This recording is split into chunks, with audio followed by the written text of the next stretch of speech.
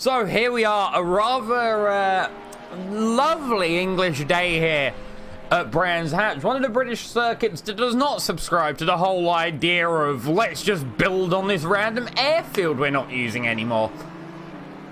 So Brands Hatch, mixed conditions, GT3 slash GT4. Hello, Bacon.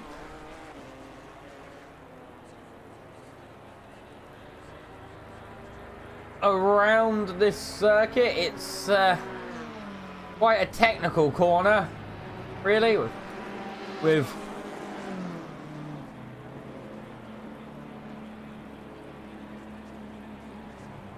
ten turns, 11 if you count up the little dinks in the straights, which I don't.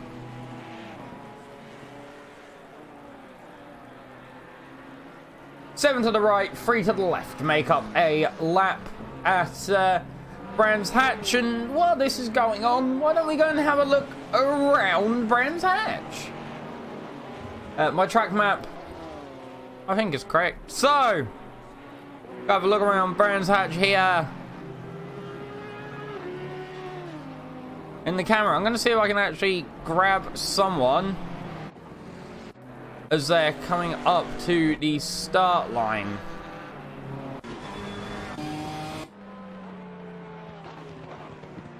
In fact,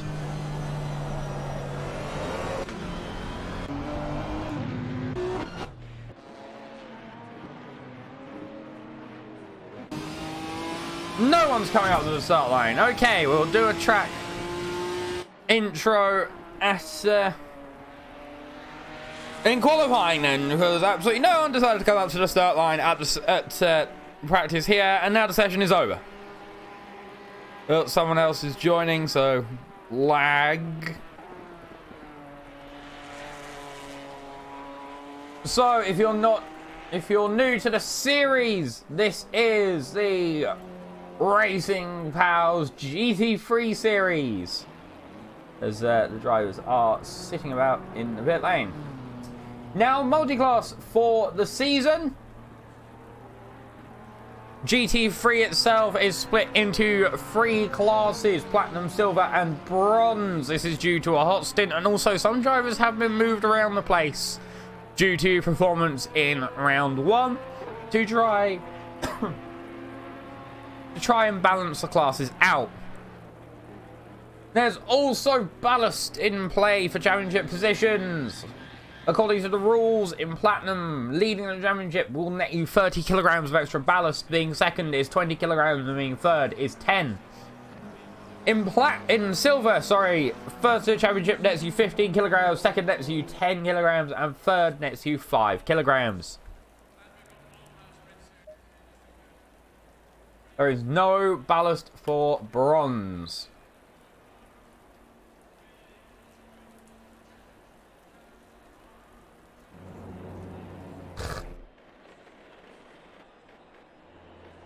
I did see a BMW going.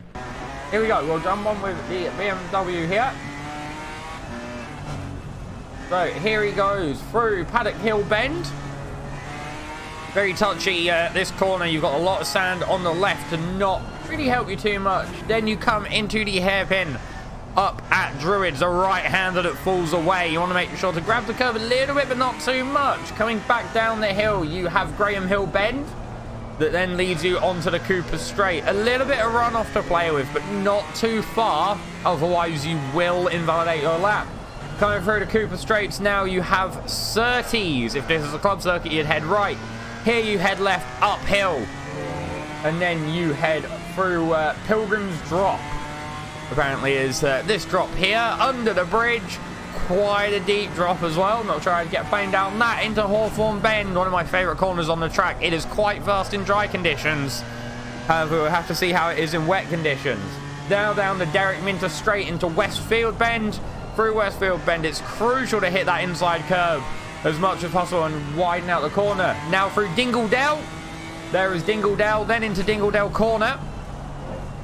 Then you have this little straight onto Surtees, one of the corners that most people love. Expect to see some people getting the back out a little bit here, especially if they throw the car in quite heavily. Then you go through to clearways, under the second bridge, into the final corner at Clark Curve.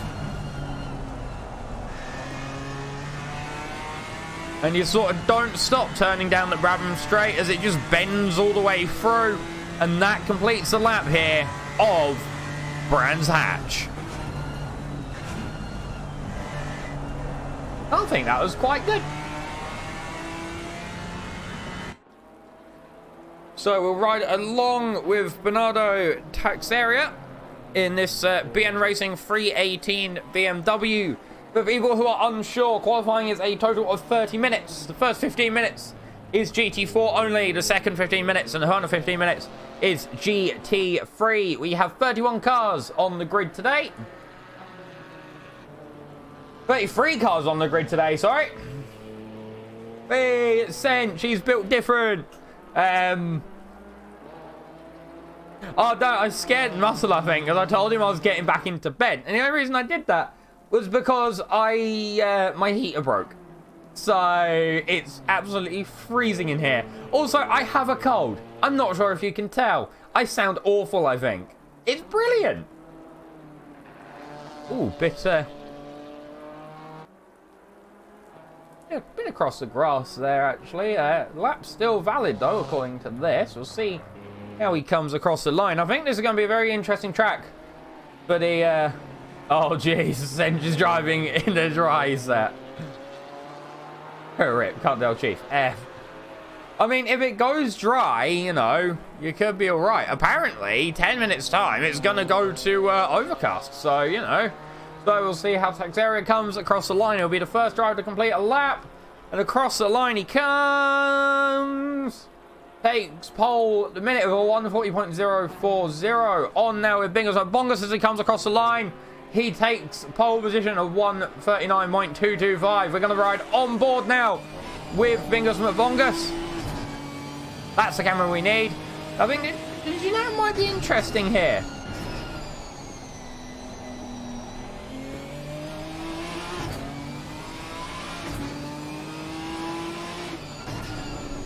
Down into the left-hander at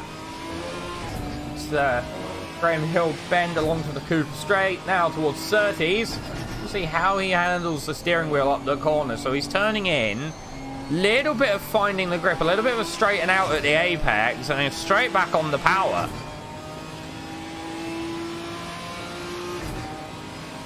Down through the drop. There's a yellow flag on track.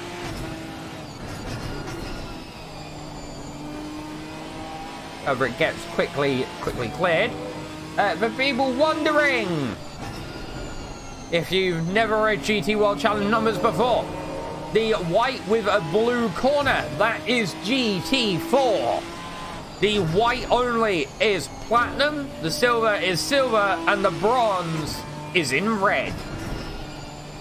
All drivers also have to make one pit stop during the race. As Saunders takes pole at the minute at 138.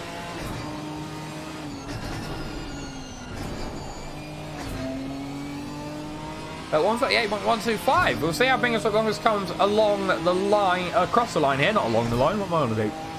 And across the line, doesn't improve. At 138. Actually, no, it does improve, sorry. 138.7. Let's jump on with Parry here. Dale Parry, currently running in 8th. A couple more cars left to qualify in GT4.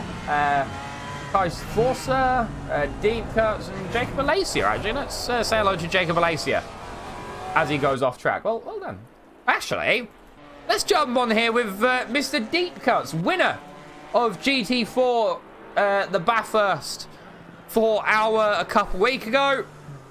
He's here today, however, in the Ginetta. He goes into 4th place.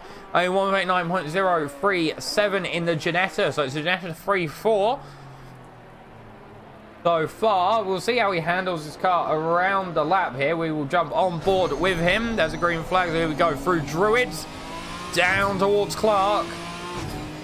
want to see how he handles Surtees as well, which is the next corner after this one. So this corner, now next is Surtees. We'll have a look how he handles the corner. Here and going up the gear. It's got a clunky gearbox on the brakes. Turning in, not as wide of a line in. Again, though, finding the grip. Wheels sort of counter steering and straightening out at the apex. And he's along.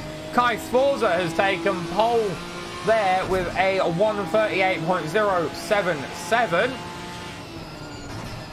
Got around 8 minutes of qualifying left in GT4.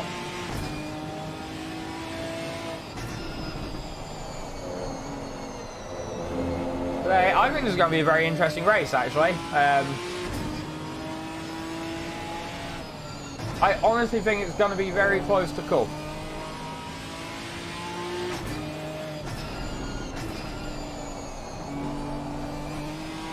Now, through second to last corner. Now towards the last corner here. The rain has stopped, so times will be getting quicker. The track is still wet, however, so it might not be up to the speed yet. Across the line, a 1:38.940 for Mr. Deep Cuts. Ian Arnold currently up in pole position at 1:37.795. It being wet right now, however, there is no rain. This could mean that the GT4s actually dry up the track. The GT3s?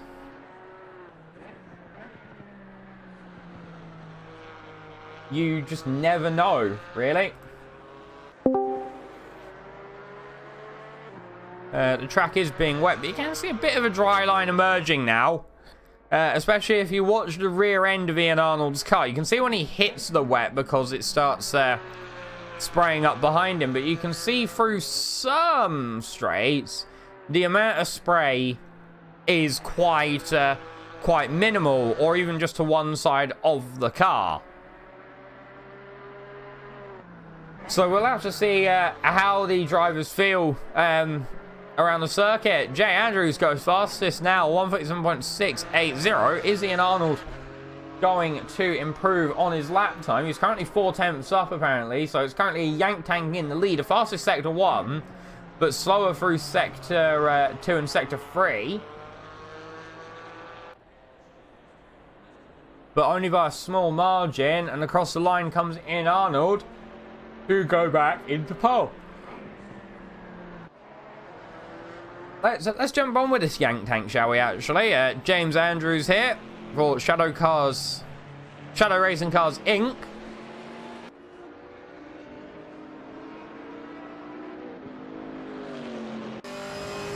Jump on board.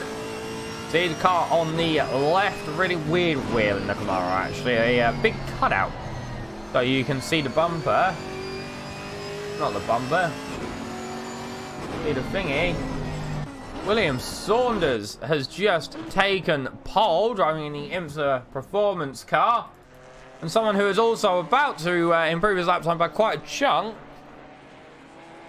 Looks like it's going to be George Whitley. Across the line, jumps up into 8th position. Shoblam's off. What happened to Shoblam? Well, we'll find out. Here is Shoblam coming through Druids, I think that is. Oh, he just gets on the grass. Yeah, look, just on the grass. Sends himself round. Literally just the rear end. Got himself there. Shoblam currently running in 5th position.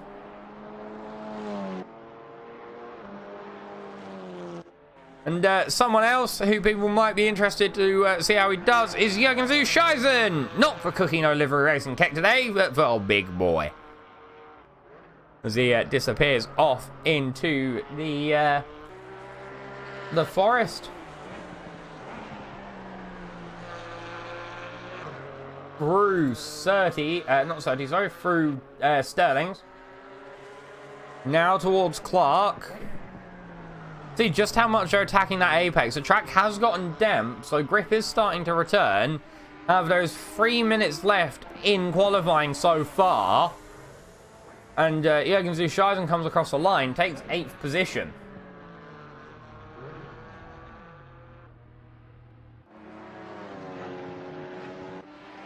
And again, someone who is improving his lap once more is George Whitley for Whitley Racing V2.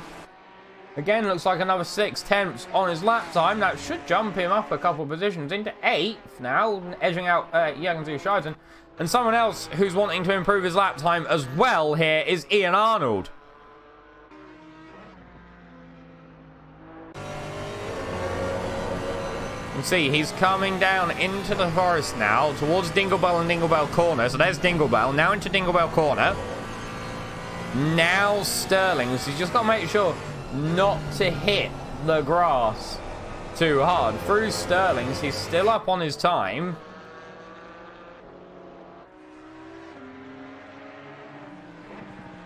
But is he going to be enough? It's all going to rely on the final corner if he wants to take pole. Now down the final straight, across the line. Is it going to be pole? No! 1/10 off. And someone who, this is the man to beat on pole at the minute, is Will Saunders. I think he's going to take a little bit of beating off of that pole. And someone who is improving by quite a considerable margin here is Frederick Schoblum.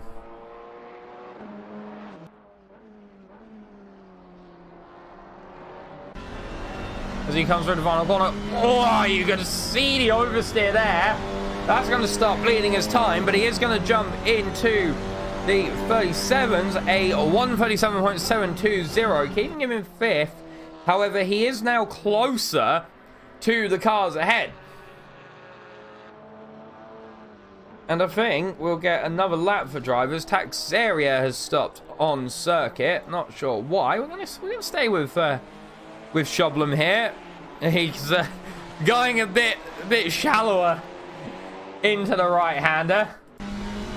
I think that... Oh, a bit of grass there. I think he's going to be a bit worried about grass because that's what gave him a nice little spin earlier on in the session. Oh, nice big snap of oversteer.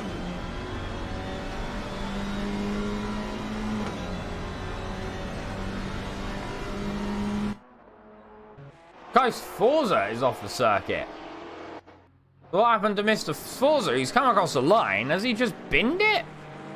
There he comes in the corner. He's still taking a line. Oh, the car's just not had the grip. And yeah, off he goes into the gravel at turn 1.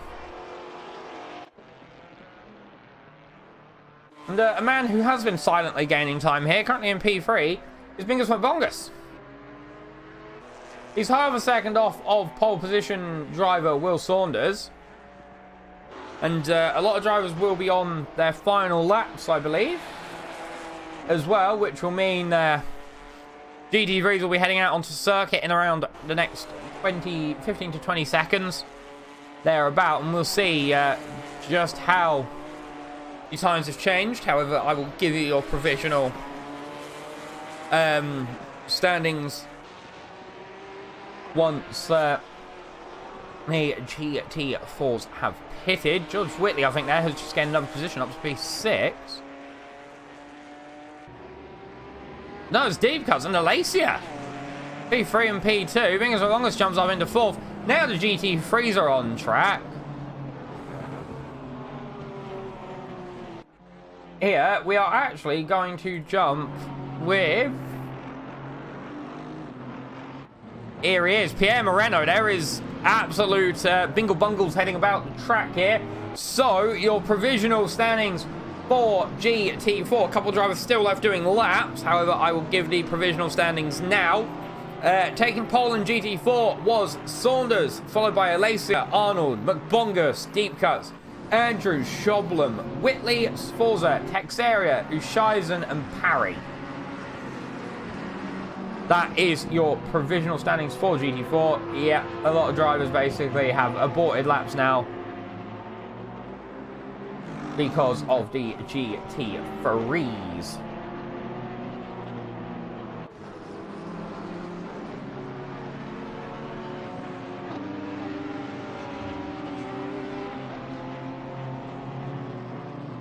So GT3's out on track. We are going to be with Mr.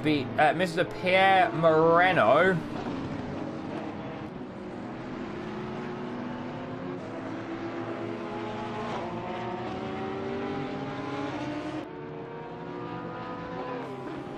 Currently 9th in the standings for Platinum.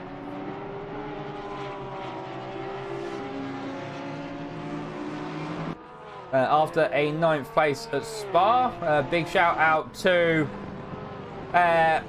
William Treasure and Gons for doing the stream there while I was away doing something. The track looks like it's going to remain dry for the session. Well, relatively dry anyway.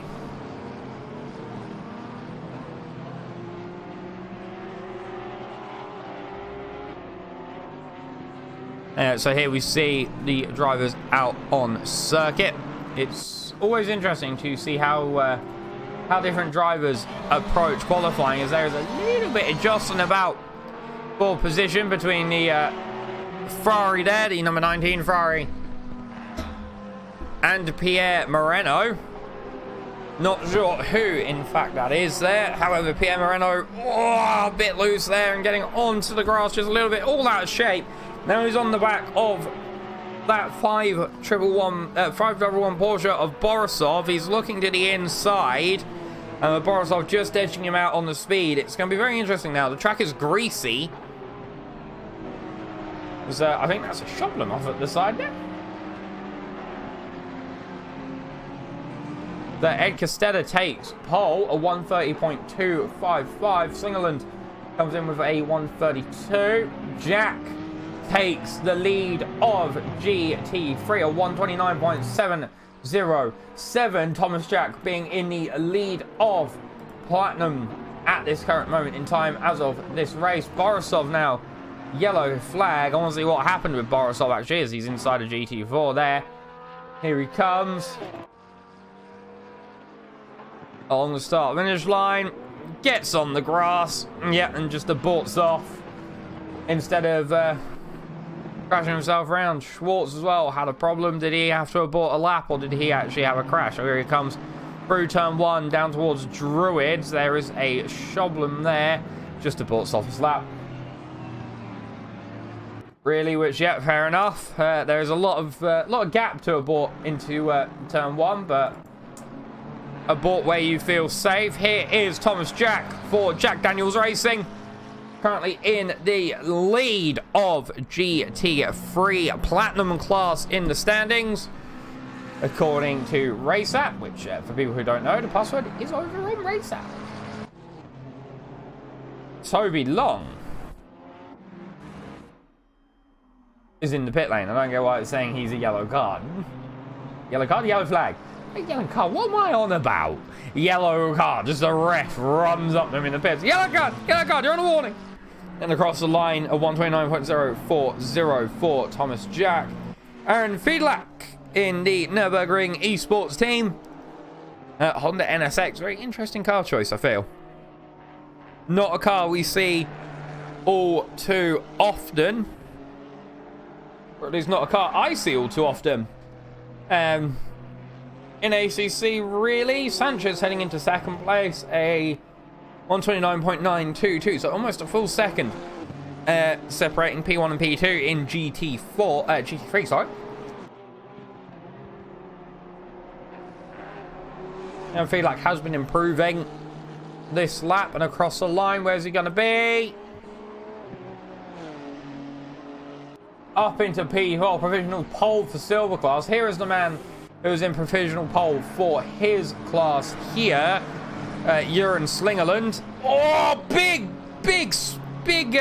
loss of control there. Into the wall for Slingerland. What happened to him? We're going to have a gander back on the interior. Have a look at what's happening with the steering. So here he comes through the uphill right-hander. Now into this right-hander. He hits the grass. He just gets all out of shape over the crest. Maybe too low of an ABS setting. Hits the left wall, hits the right wall, and then that's it. That's the time over. And here is... Oh, someone else is off. It's Luanca Santos. What's happened to Santos? He's in a bit of a fight here with Pierre Moreno. Both drivers on flying laps at the time. Pierre Moreno manages to get past him. Oh, he gets absolutely rear-ended by Moreno and spun directly into the sand trap there. Rear-ended in. That is definitely one that I feel the stewards might want to have a bit of a look at. Is here is the man who is built different, Kyle Cook, taking pole position at 127.342. So maybe his use of that dry setup was a good idea. So Gary Rowe has stopped in a very interesting location on circuit. However, someone who will be wanting to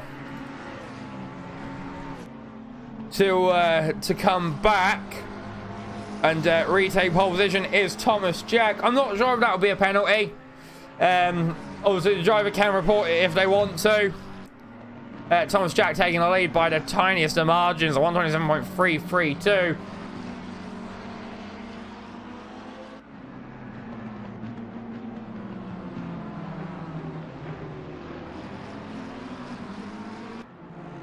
As Gary M's off. What's happening here to Mr. Gary M in this very bright pink BMW? I'm still really happy I've got this this whole replay thing. You can just see that car bogs down through turn one. It doesn't drift out as wide to the left as most of the other cars. What's this, just an aborted lap? Am I going to be missold PPI? Yep, I have just been missold PPI. Someone who is making moves on the gap is Aaron Rains, number 17 in silver class, currently in the provisional pole for, never mind. He's currently running 7.5 tenths up on his personal best. He was only 1 second off, literally just over 1 second off pole time, so he should be able to grab quite a good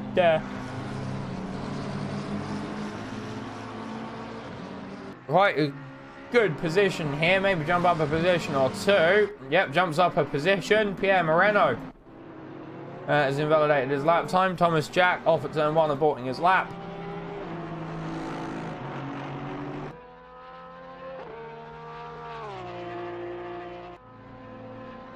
And someone who is about is Mr. Brad Hoove in a groove on the move. It's Hoove for you, Con. The number 11 in bronze class was driving the Mercedes AMG GT3 last season. Now here with the... That Reigns has had... it looks like he's got all out of shape. Yeah, look, he has. He's just hit the grass. Oh, has he managed to keep out the wall? No. No. The car just didn't do the stopping. The car just did not do the whole stopping thing. And someone who was a bit further down than what everyone would expect of him here, and I'm not saying that in a bad way, I'm saying that in a way that we all know that this man is very, very talented, is Mr. Ed Costetta, Aero 52 Sim Racing, number 29 Lamborghini, jumping over from the McLaren last season. Drivers who do drive the Lamborghini get a special place in my barely working monster-filled heart. Currently 3 seconds up on his best time across the line. He is going to jump quite high, I feel, up into P4. A 127.147. There's someone else who is improving his time quite a bit is Justin Gottlieb so far. 2.1 seconds up on his PB. As we jump on board in the very, very loud, very, very loud Lexus there. So much so we're actually going to jump out of on board because I got a little bit of a headache.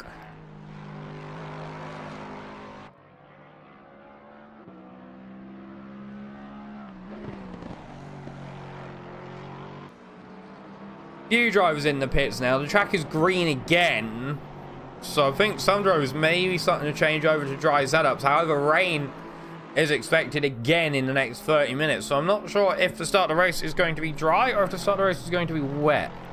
This is going to be a very, very interesting turn of events here. Across the line comes Justin Gottlieb to jump into P16. Someone who did take pole while we were away was Pierre Moreno for Team Reverend. Someone who I'm sure will want to be taking that off of him.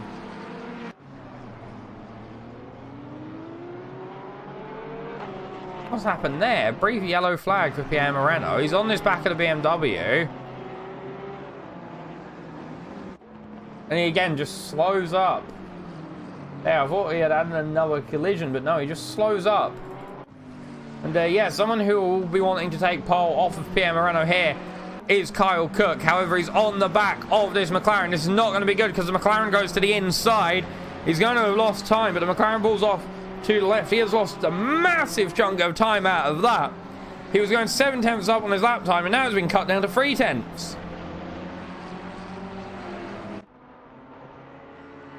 Here, Thomas Jack taking pole again. However,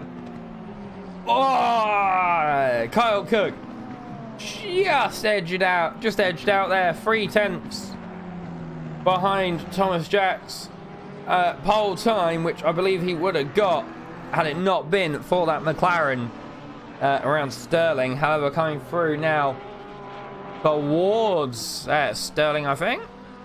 Dingle Bell corner. Is Mr. Pierre Moreno 1 whole second up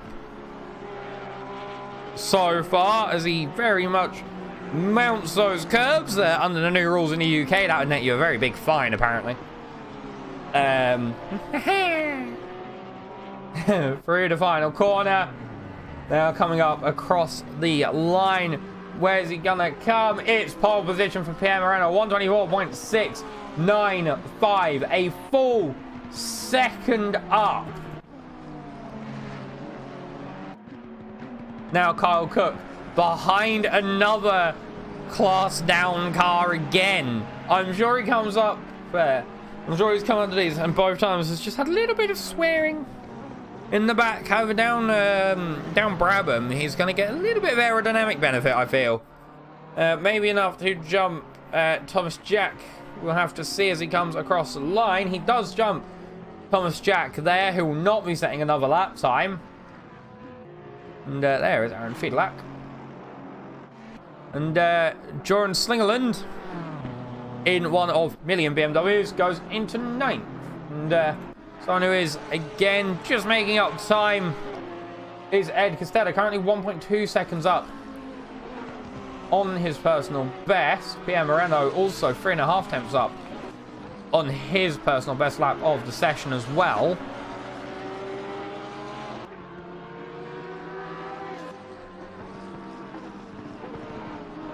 Beat through the final corner. Oh, a bit touchy there on the exit. Now through the constant right-hander of Brabham across the line. Jumps up into P5. That's what we'd expect from Ed Costello. Connor Barnes has had a bit of a problem. What's happened to Mr. Connor Barnes? He's got Borolav there. Flashy, flashy, flashy, flashy. And just pulls off the circuit. So that's the end of qualifying for Connor Barnes. I thought he might have had a collision, to be completely honest. Here's the Chamber 2005, just on the circuit. Because why not? Few cars like to finish up session now.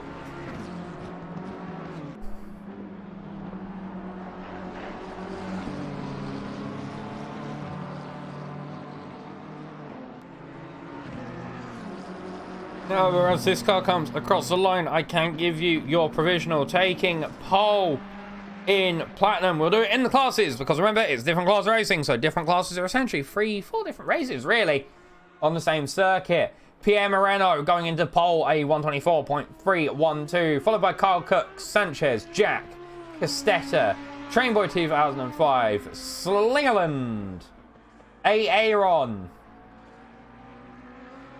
in the Platinum class. In silver, pole position was taken by Reigns, followed by Barnes, Kovac, Yang Langevin, Biedlak, and Gottlieb. Then in bronze is Santos taking pole, followed by Toby Long, Gary Rowe, Brad Hoover, Borisov, Schwartz, Gary M, and Nathan Van Gelwu. So, here we are. On the grid, it is absolutely knacking it down. So, any drivers who change to dry setups for qualifying have now got to re-change over to wet setups. Apart from Sench, who's like, oh, I'll go with dry. Oh, it'll be a re. And it's like, all right, it'll be interesting. He does line up on in second place.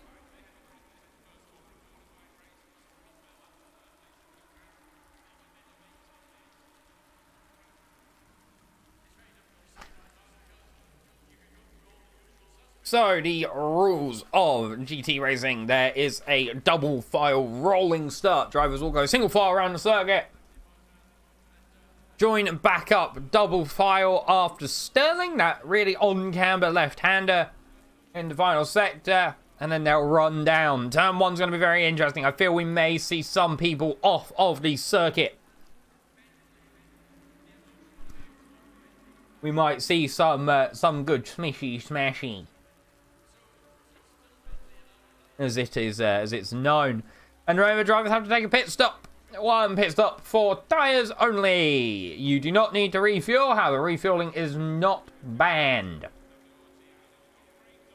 This is something I love about GT racing. Just look at how different the cars on grid are. I mean, you know, you've got the standard Porsches and the standard Ferraris and the McLarens. Then you just have these massive knobbing BMWs hanging about the place as well. Just look at them, they're huge. They're just massive. Right, look, they just look so big. Look at the one behind the car in P7. I think it's Train Boy there on the left-hand side. Third car in on the left. Look how big it is. It's massive. It's huge. As cars are having some very interesting jacks going. Clunk, clunk, clunk, clunk, clunk. Clunk. Suspension. So a lot of the lights are now going on.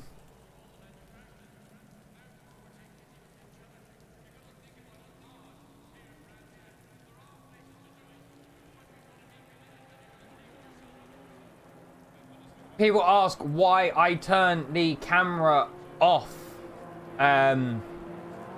Why I turn the broadcast overlay off, sorry. At the start of the race. It is because ACC has a slightly bad habit of just forgetting where everyone is until after about the first lap. So it just makes for better viewing if I turn it off, because then people can see actually where drivers are. Here will be the battle to watch out of the gate. Pierre Moreno versus Kyle Cook. Both drivers have raced together. One of them built very different. As, if there was collisions in the formation lap, that would be Pierre Moreno back to the pits.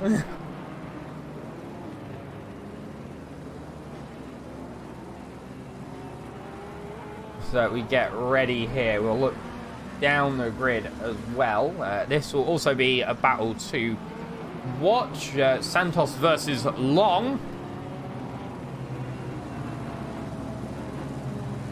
And then further up, actually, Reigns here in the bronze, I'm gonna say. McLaren has a Train Boy 2005 who will want to get past and get on the rear of Ed Costessa. However, he does have that one-car buffer to Barnes behind as well, who I'm sure will be pushing to catch up to the Porsche of Train Boy 2005 to challenge for the lead of GT3 Silver Class. And then obviously here is the next battle. It's Ian Arnold. And he should be chased by Jacob Alacia, who is behind Saunders. I think it's actually going to be Ian Arnold and Saunders, to be completely honest, as the cars will now start to line up 2 by 2. Put your expectations in the chat. Put what you think is going to happen as we get ready to go green here. As we come under the bridge, there's some houses to the right. The field is slowing up to let the cars join. Here we go. Round the final corner, you'll hear the cars just drop the throttle.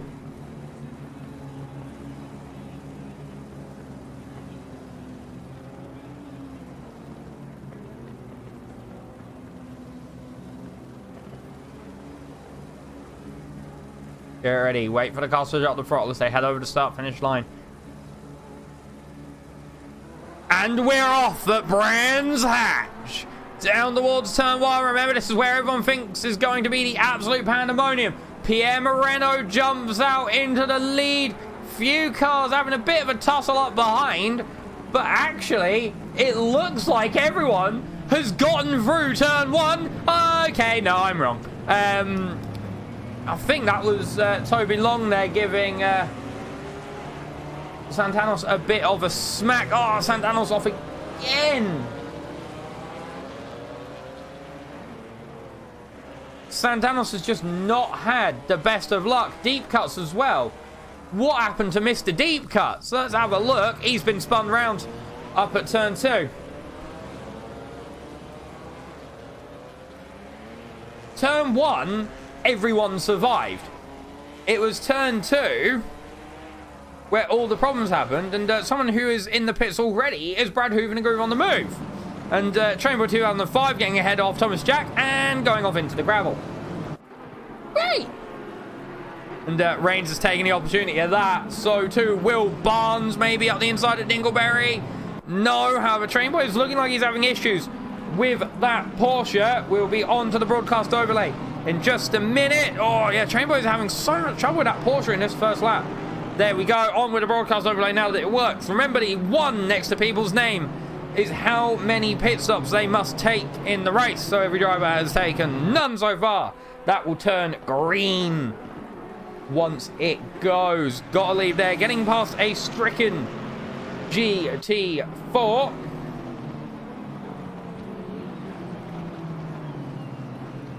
Oh, sorry, it was Jeffrey Langvin who was having trouble at the beginning of the race. Sanchez very deep up at turn 2.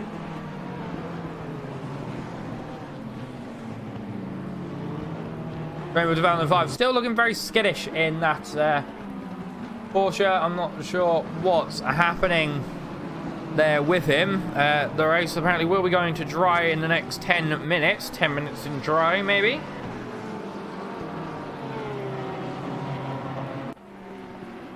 Which will see the cars speeding up. However, it will be a very interesting battle to look forward to. Chamber 2005 looking down the inside at Barnes here. Goes at him. Yep, good move there from the American. Getting himself ahead.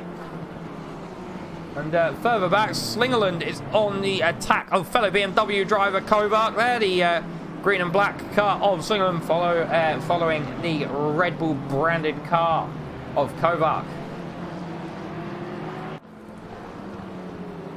He is looking all over the rear of that car. There's Kovac goes very deep at the final corner. Further back, Sanchez is off as well. He's come back onto the circuit. The 2 Sportify cars running nose to tail. Toby Long followed by Gary Rowe as well. Could there be some inter-team play? That will be the big question hanging over them. There's a further back, Tex area under attack. Someone has headed into the pit lane already. As Whitley is attacking the rear of Andrews. Nathan Van Gelder, I think that might be, headed into the pits. No, he's right behind Jürgen Zuscheisen. Not sure why he's there, but he is. As Reigns is off. Bit of a crash there from Reigns, and so too is Trainboy 2005. Well, we'll have to have a look what happened to them. So here they are. They are running nose to tail. We're following on Train Boy 2005. Did he maybe just have a look in a place where it wasn't going to work? He goes to the inside.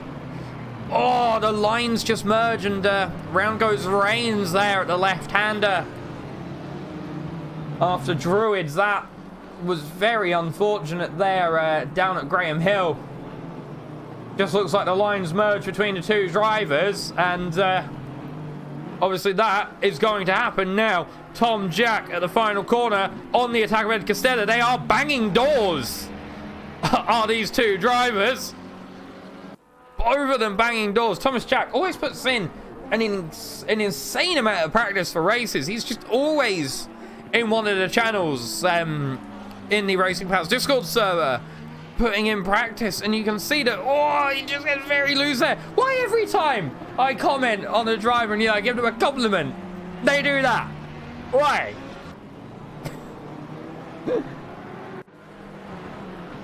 There's Andrew's on the inside, there's contact. Oh, it's pandemonium. Oh, it's even more pandemonium. Round goes Alacia again.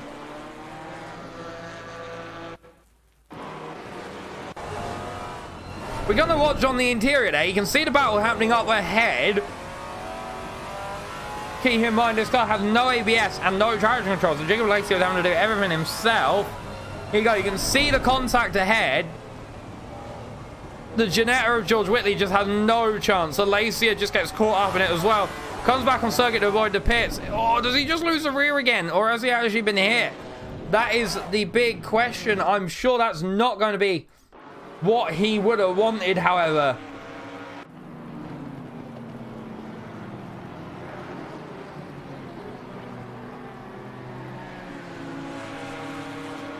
However, we move on. The GT4s are still having a battle. Kovac has lost the position to Slingerland. However, he's going to want to be under the attack again, as Kovac is looking to the outside now. We have seen that this right-hander, the final corner at Clark, is a great attacking opportunity, but you do have to be very, very careful not to do the old bonkerini. As again, we have Jack on the rear of Ed Costetta. Please tell the drivers to social distance. No, no, no, bad. That gets you big warnings off YouTube now. There's a very nice move there around the inside on the straight towards Surtees goes Thomas Jack. Ed Costetta is going to be wanting to push to the rear of that McLaren. To jump onto the wing, you can see Ed Costetta just keeping a bit of distance, maybe, so we can see where he is going.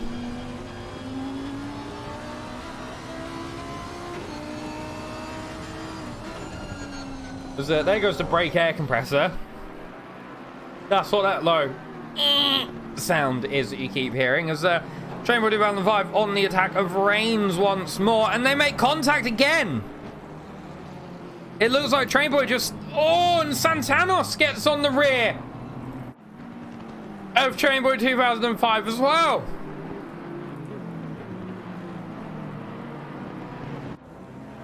And again, more contact against Reigns and Train Boy 2005. It looks like, again, Train Boy 2005 pulled more out to the left due to where the car was going. And there was a Reigns there. So that could be some quite big damage. As Kyle Cook's having a spin baller. Kyle Cook and Pierre Moreno fighting with each other. And Kyle Cook just loses the rear, tries to hold it. No. I'm sure that gives Pierre Moreno very much a bit of pause for thought there, because he can just go, oh, he's not up my backside anymore. Here is the GT4 battle for the lead. Will Saunders against Ian Arnold. The gap currently 6 tenths. So GT3 in the background as well as Train Boy 2005, who moves to the inside of Will Saunders. He has to be very careful not to kill the Battle of GT4 here. And Ed Costetta on the rear of Thomas Jack once more. Oh, contact between the two. A bit of a rear lift there for Thomas Jack through the final corner. Ed Costetta is not letting up on that McLaren whatsoever. He's trying to widen out the corner. You can see the oversteer that they get through turn 1, Paddock Hill Bend. And then through Druid. So it looks like the weather has gone... it's going to go back to wet in around half an hour's time. So drivers who did field...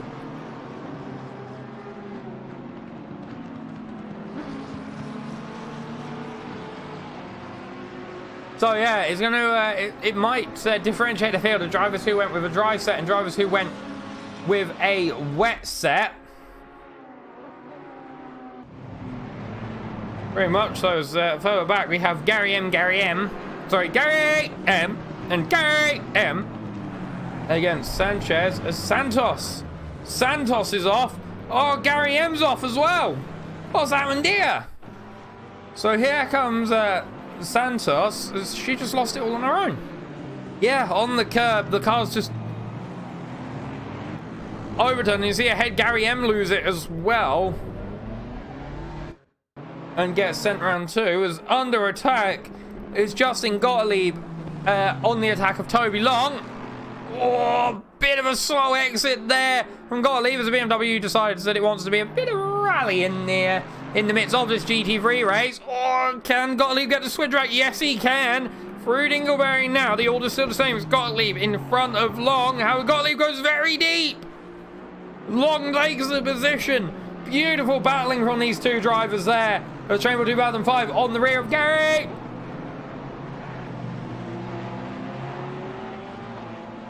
Moves to the outside at the final corner. Is he going to be able to have the straight line speed against the BMW? Yes, he is. So that is Chamber 2005 upper position. He has to rebuild what he had lost, let's say. As we have this GT4 here with a BMW. It's just massive. Look at it.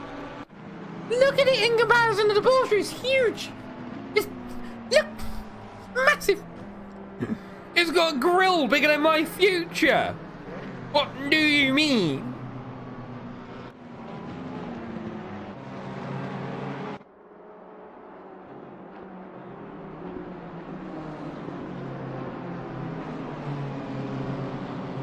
We have Kevin Kovac. Oh, Barnes. Very deep there for Barnes. There's a Ferrari. Oh, there's a little bit of contact, but both drivers survive. Kovac has lost a position, however. So, Langvin, a few drivers having... Oh, that Porsche has just seen his life flash before his eyes. Now, Jeffrey Langvin is attacking the rear of Barnes. Both him and Santos have the same livery, so that's why it's confusing me a little bit, because I can't really see the numbers until we're at a side profile. In reality, 4 tenths separating the two drivers down towards turn 1.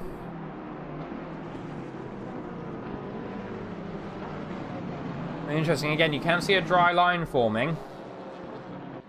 Further back, Trainboy 2005 taking another position. However, it isn't a position that's going to help him. As Nathan Van Gelder, oh, big crash there for Nicholas Van Gelder. Let's have a gander what's happened. It looks like he's lost it all on his own. Oh, it looks like there was a nice bit of a wall bang there. Oh, look, yeah, there is already gone through Dingleberry. Hits the wall once. Avoids the wall a second time. That isn't a very good thing to do to the front of your hideously expensive McLaren, but it's at least something. Jacob Alessia has had such an unlucky run. Aaron's around as well. 2005 on the attack of another silver driver in Justin Gottlieb.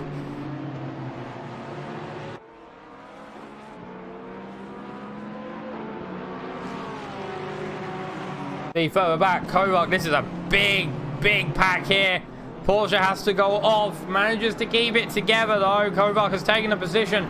Reigns in the front of this pack as well. Currently running P4 in his class. However, Kovac is a same class driver.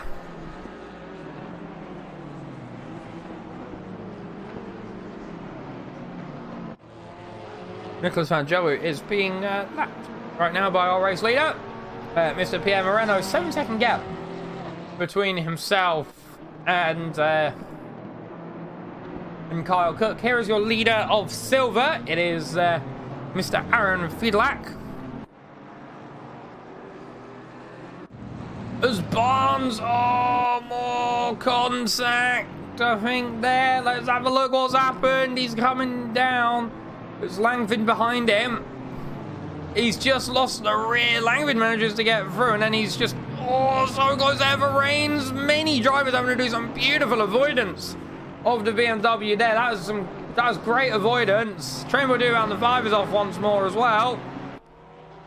And that means Justin Gottlieb's going to go, yep, never mind. So Justin Gottlieb back ahead of Trainboy 2005. Kovac has gotten ahead of Borisov, who has dropped out a couple of positions. And now Thomas Jack is very much on the rear of Kyle Cook. There is a GT4 BMW, quite some hefty damage in that mix there, who pulls off to the side at turn 1. Very nice driving there from the BMW. See, we're back with this Trainboy 2005. The middle carriage, so to speak.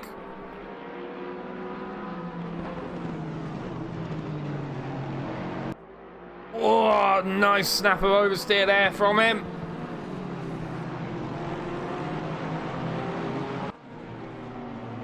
Here is Reigns, and Thomas Jack has got past Kyle Cook. Kyle Cook's gone off.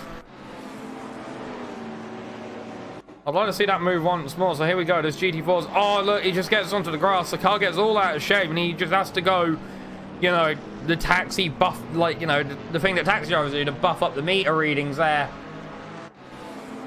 Because of the GT4s, which they didn't do anything wrong. I don't think, you know, they held their line. They stayed predictable, and he just went round us further back. Toby Long is attacking Gottlieb, who lost out the inside line to Trainboy 2005. Through the right hander, tap on the rear for Toby Long. Oh, he goes round. There goes the 97 BMW, Gary. As well, I think Toby Long just pulled forward a bit too quickly there.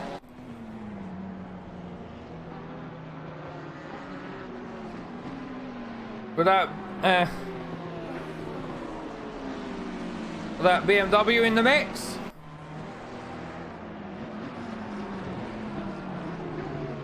Now we're seeing Kyle Cook under the attack of Ed Costello. Fastest lap so far of the race is Pierre Moreno. See there with that nice purple. Gary! I only say it like that because it's got multiple Y's. So it's like, Gary! Because it's funny. It is funny. You know, it's funny. And I try to be funny. I know I'm not funny, but I try to be funny. I'm funny looking, I guess. I don't know. Here is Luana Santos. Oh, someone's gone very off at turn 1. Not sure who that was, but they're in the grass. It's Jacob Alasia. What's happened to Mr. Speedy Jake?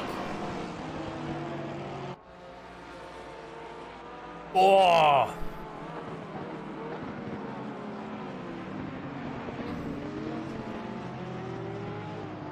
That Maserati just gets very, very unsettled there. Go turn 1. Remember, no TZ, no ABS in that car. Which essentially means you're a masochist. If you like driving it, someone else is off behind him. Here is Kai Sporza. Here's chasing the rear of Texera, who's in a very, very damaged BMW GT4.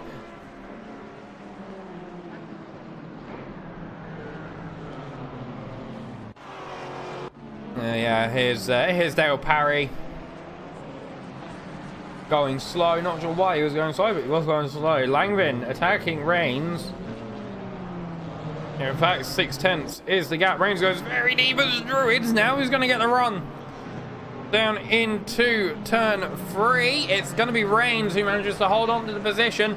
Got to be very careful with cars bleeding speed through turn 3, because otherwise you might just take the rear of them, and that's not good.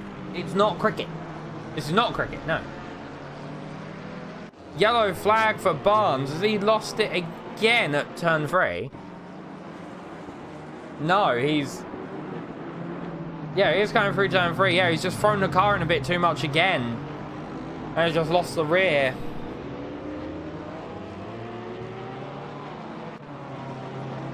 You know, we're drivers looking for all of the speed they can get. This is going to happen around corners. Where drivers are just looking for the speed, and, you know, it's there. However, you always drive this car on a knife edge. Some GT3s are coming, some GT4s coming in, sorry. Ian Arnold and Will Saunders heading in. Pit lane, they're going to lose out some positions. Are they coming in for Dannyburg? Gary is off the circuit again. It looks like, however, he's a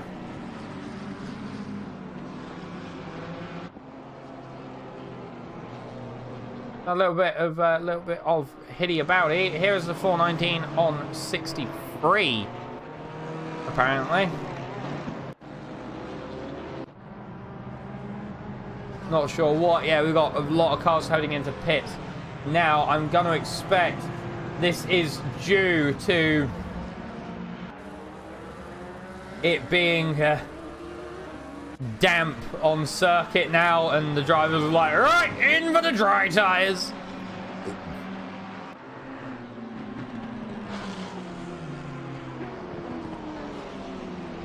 Yeah, the drivers who maybe choose to take the risk might come out better. I'm sure we'll have to see. There's Jacob Alacia.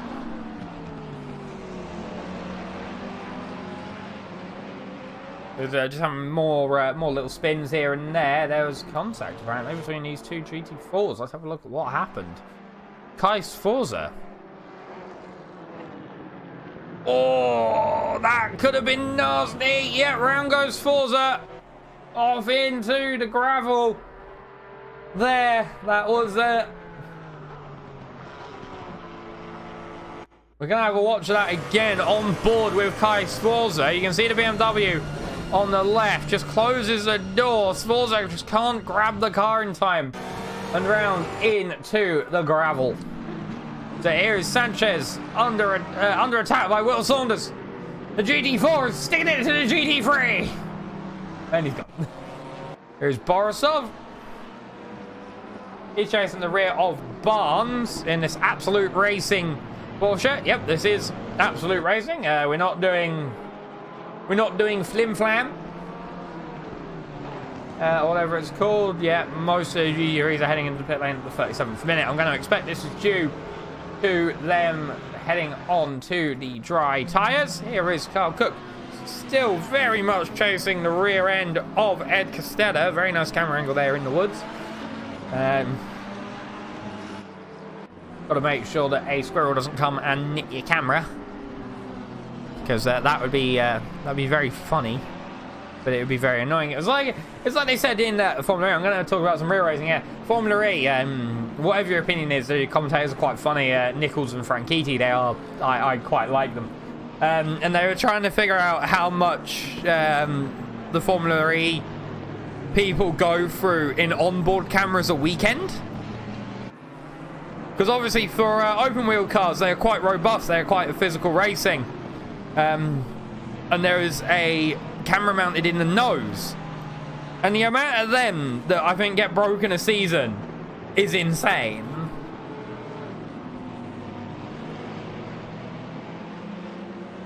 Like, I think I've counted like 5 or 6 that have been broken over the past weekend.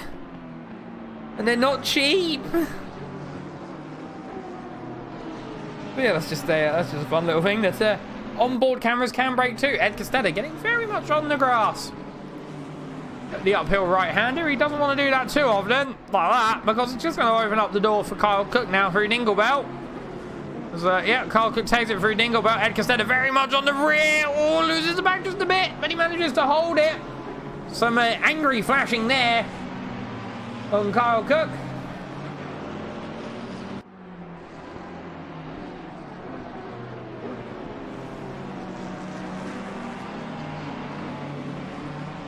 Cook is staying out for another lap. I think maybe Castelli thinks he got a little bit brake checked there by Carl Cook in the Bologna Racing Spinbala Ferrari.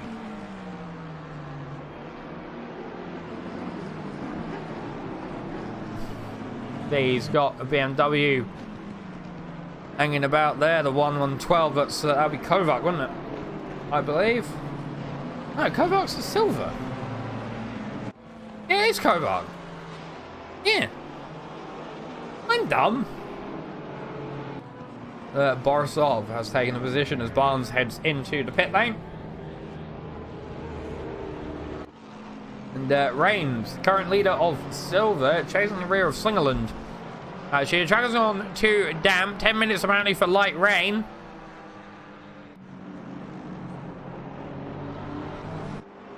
We'll have to see in the next 15 minutes. I'll open up the driver of the day voting.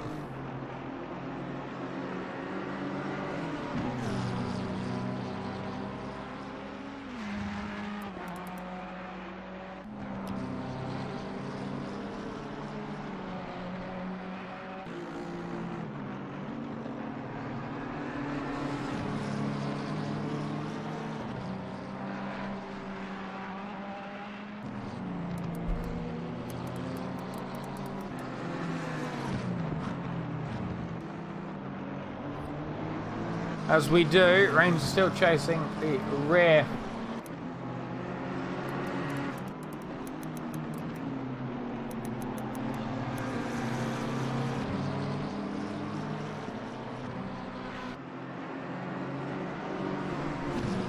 Here.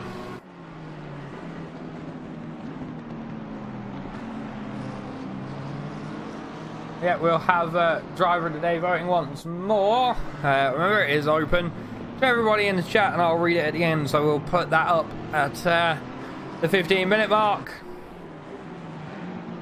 and I'll read it out at the end.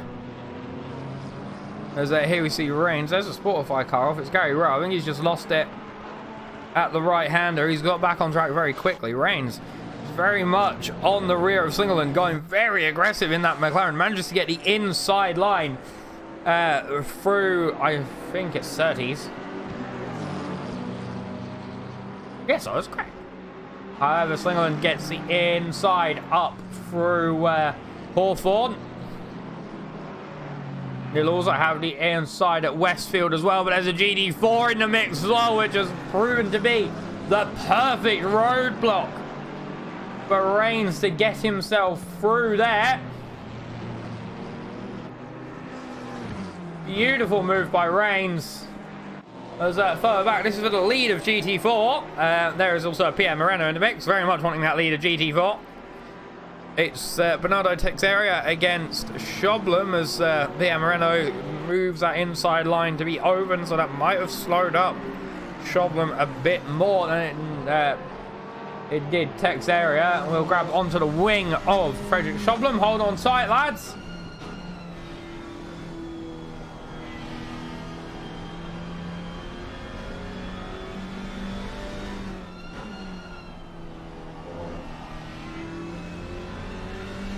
But Gandhi, you can see that BMW is just getting a bit closer about the place.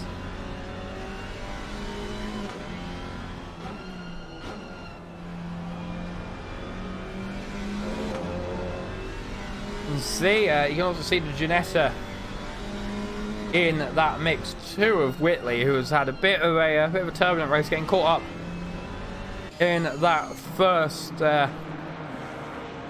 big collision in the GT4s. As those three drivers up front, sorry, Whitley has now pitted in, so that just leaves in GT4 by the look of it. Choblem and Texeria to pit, so on the road, your top three in GT4 are Arnold, Saunders, and Nuscheisen. As Van Gelwu goes back around the place and spins, collecting deep cuts at the final corner, so around goes deep cuts. Unlucky. Very, very unlucky there for Van Gelwu. We'll have a look on the interior. Shall we or not? Yeah, it just looks like he threw the car in too heavily and took that rear end round and took deep cuts along with him. As now we have the battle up in GT4 for the lead. Toby Long has gotten 30 seconds stop go, so clearly going a bit too newmy in the pits. We are at the halfway point. Choblem going quite deep there through Hawthorne. There's a GT3 BMW in the mix as well. However, this battle is going on as they go through Dingleberry. Up the inside goes Texeria, side by side. A little bit of a wheel bump there. Texeria is through, more or less, ahead of Frederick Choblem, who I believe will pit in this lap. We're at the halfway point. It's very rare that people over or undercut.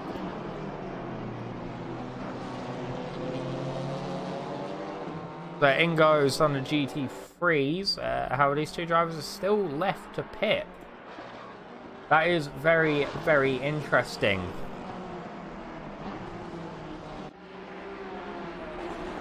That is honestly very interesting. Ed Costella still hasn't pitted, but Pierre Moreno has jumped into the pit lane himself. So Ed Costella is promoted up to the lead of the race. But really, this top six, apart from Moreno, have yet to pit. So too does 9th and 10. Gary is yet to pit. So too is Van Gelwu, Texeria, and Choblem as well. Pierre Moreno has finished his stop. I think he's going to come out P5, P6, around there. P5, I guess. He's going to come out. Or actually, actually come out P4. He has come out P4 by the look of it.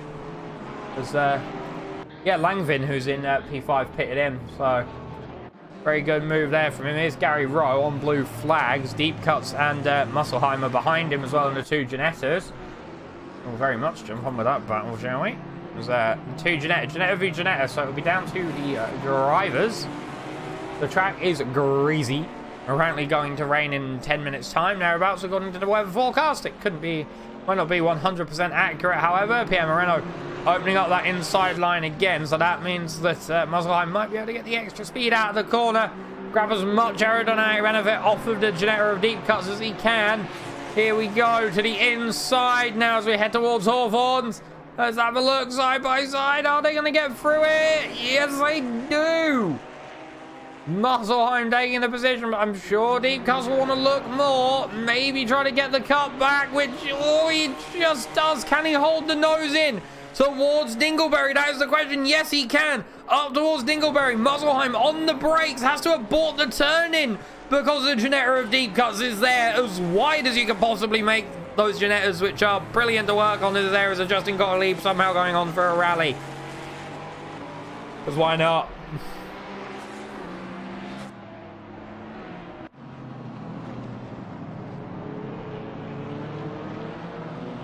Brilliant racing there from the two GT4 drivers in the Ginettas. Now we're watching Texeria attacked by Choblem for the lead just on track of GT4. However, this might change as they come into the pits. So it very much will do. As there is Ian Arnold in the background in that gold Porsche. He's already pitted, so he can keep going to the end if the weather permits him to.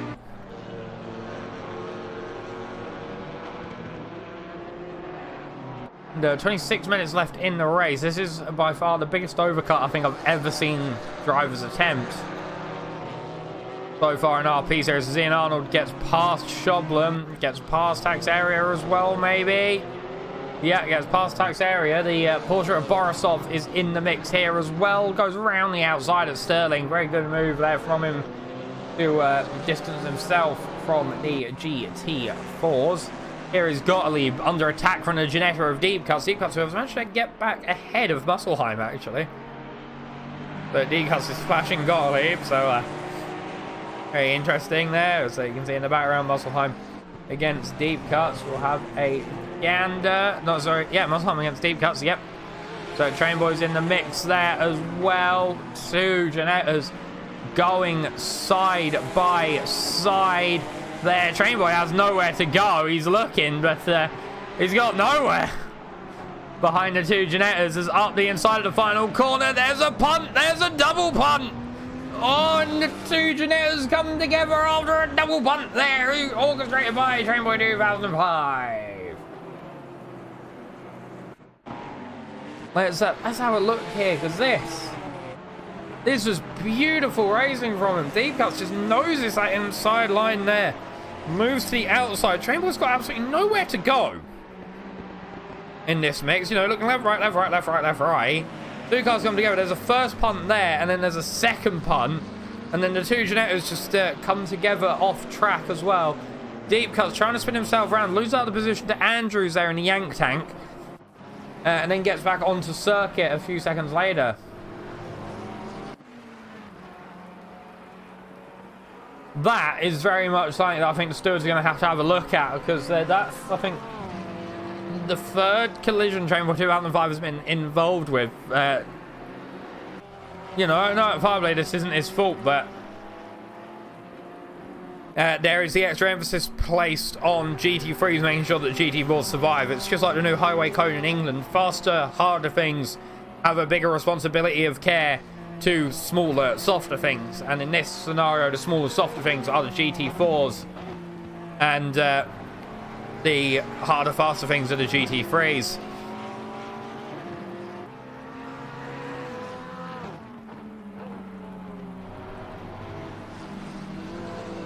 However, that will be something for tickets, maybe. The drivers, I think, who have stayed out for the giant undercut might be profiting here, as they can jump onto another set of wets while everyone else struggles on the dries. Obviously, depending on where they go by the end of the race. So we head into another wet phase of the race, and this one looks like it's going to be staying.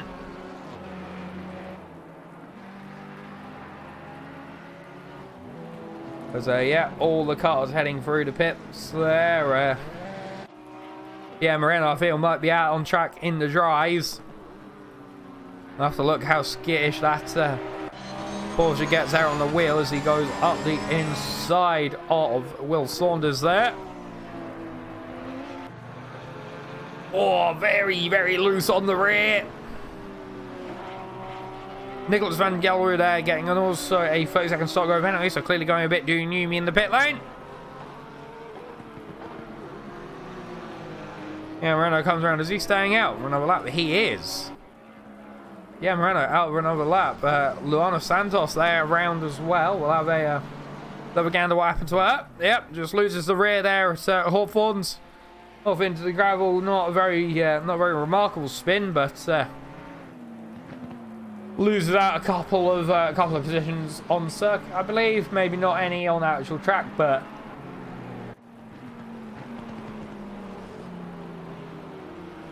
it's obviously not what you want.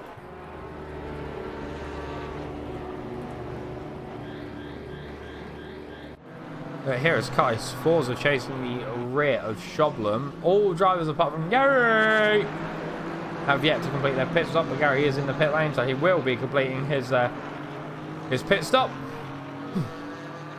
As Kais Forza goes very deep. Oh, round two goes Barnes.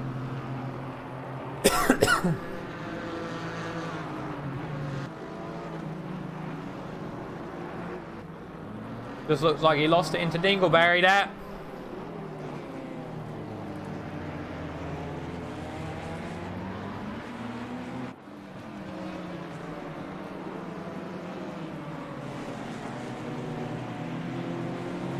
That was Slingerland.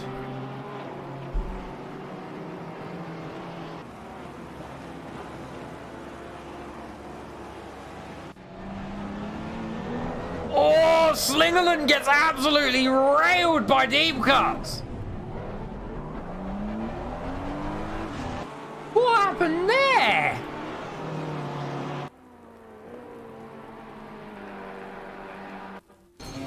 Gonna have a look. Here is Deep Cuts.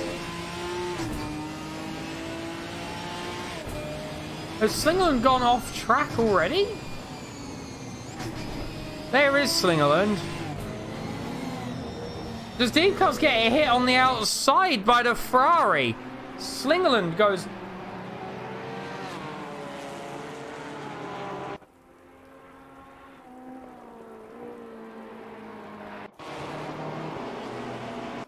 I have to watch that one more time to see what happens. Slingerland goes deep. Yeah, it's the Ferrari on the inside. Deep Cuts goes around.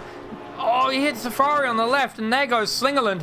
Gets absolutely collected on the front by Borisov as well.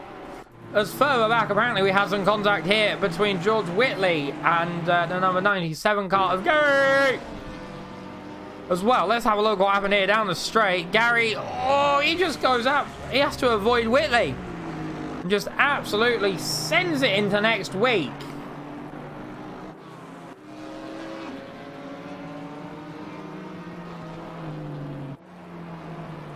Yeah, 3 wide into the crash there. Oh. There's Van Gelwu is somewhere. Let's find out what happened to Van Gelwu.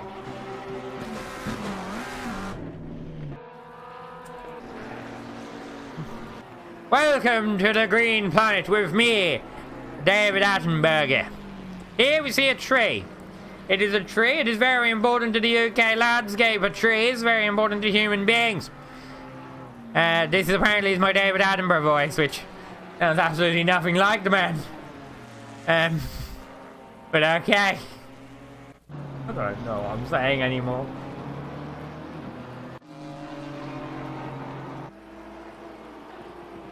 I said at the 15-minute mark. Do you want it now? Do you guys want it now? Yeah, you want it now? Alright, then you can have driver of the day vote now then. There you go. There is the driver of the day vote for you guys. What happened to Fight Boy? Yes. Where is Fight Boy? He's here. He's currently running P4 in his class. I think he got maybe a bit unlucky by the stop. The driver who didn't stop, however, is Jeffrey Langfin. Only driver on track yet to stop. So, yes, there is the driver of the day vote in the chat. And that Google form. There's the driver of the day choice of GT3 and GT4. Input your driver. And say who you believe has deserved driver of the day today. You don't have to put one for GT3 or GT4. You can put for just one class if you'd like to.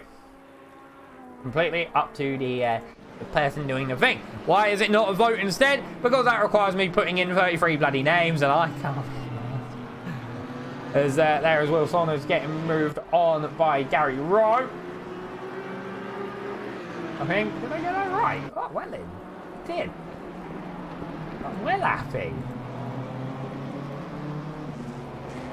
Hey, I got that right the first time. I'm doing good. I'm learning numbers. Hey. That Will Saunders right on the rear of Ian Arnold. This is the battle for the lead of GT4. Again, Pierre Moreno has just disappeared up the road in Platinum.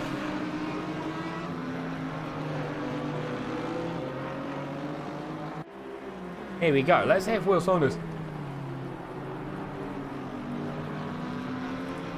will get a look in anywhere as Deep Cuts heads into the pits there. You can see him just in the background with a very stricken looking, very damaged looking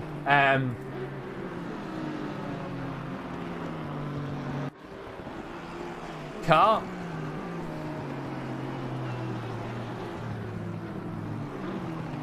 And the pit lane, and John the mechanics have looked at and go, what have you done to it? What have you done to our car?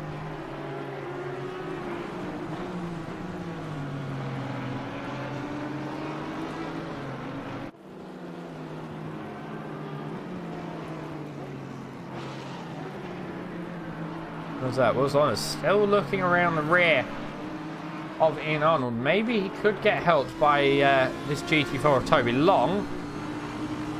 It just heads off through the background. Maybe he could try the inside here on Ian Arnold, slow him up just a little bit for Will Saunders to get some advantage, which he does. Will Saunders makes the most of that GT3 and just pokes it up the inside at Hawthorne's there, getting ahead of Ian Arnold.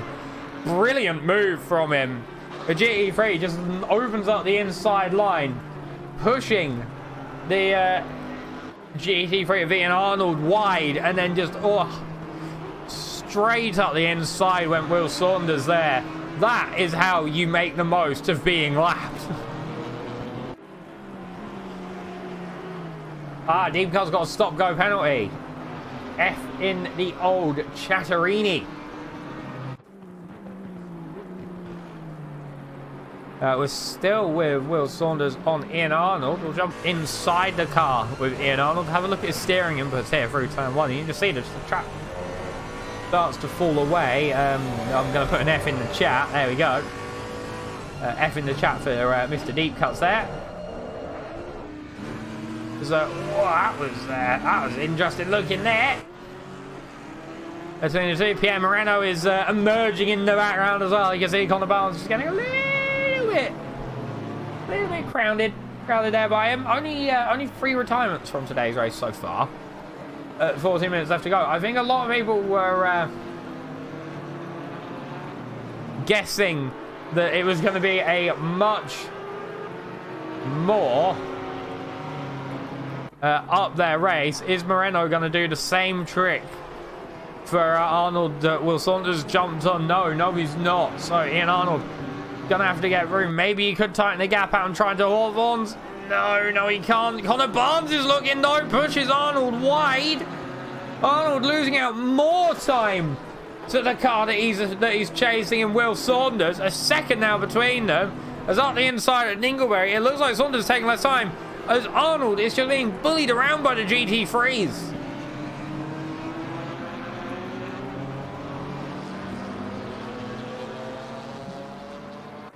In the background,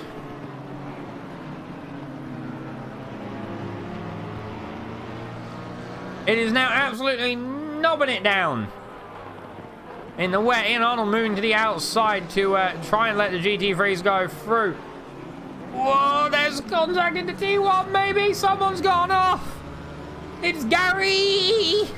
Who's gone off? Voice crack like no tomorrow. As further back, here is Jürgen Zuscheisen on the rear of Frederick Schoblum. Arnold needs to get the elbows out. Get the elbows out, innit?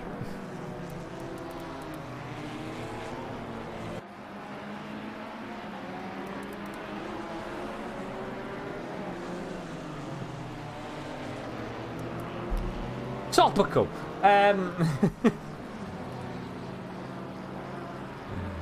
As Jens Zuscheisen is looking out, Fiedlach is in that mix as well. Could he maybe do the favour that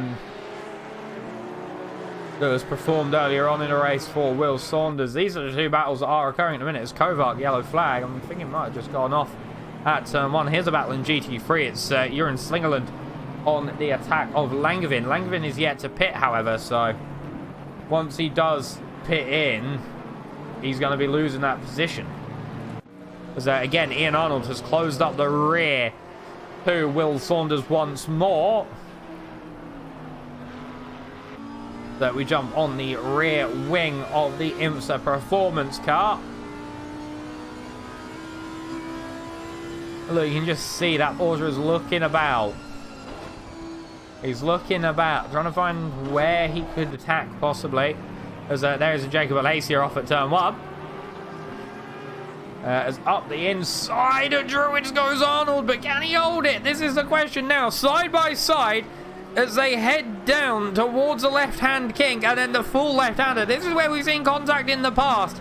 However, Arnold does give a good amount of room, maybe to try and cut back down the straight as they head towards Surtees. Who's going to get it? Thomas Jack is in that mix as well. Up the inside looks Arnold. Here we go. This could be very interesting. Thomas Jack is in that mix too. He looks to go to the inside. Ian Arnold heads behind Saunders. Let's have a look where he goes. Thomas Jack, is he going to get through, or is he going to actually have the outside line into the left-hander? Thomas Jack gets through. Ian Arnold there, maybe looking to try and grab an inside line if one was available. However, now is he going to try and poke it up into the left-hander? No, he's not. Not yet, anyway.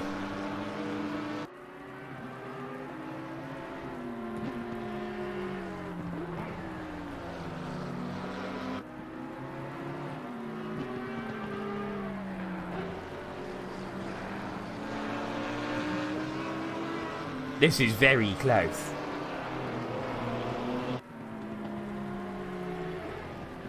Jaker is a trooper. Yes, he is. Oh, on the inside of the final corner. This could be close. It's going to be a drag race down towards turn 1 now.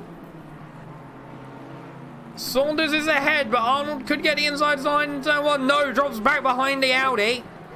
But over in the corner up much more. And yeah, Jaker is absolute trooper in this race. To be running that car around in the wet with absolutely no assists whatsoever.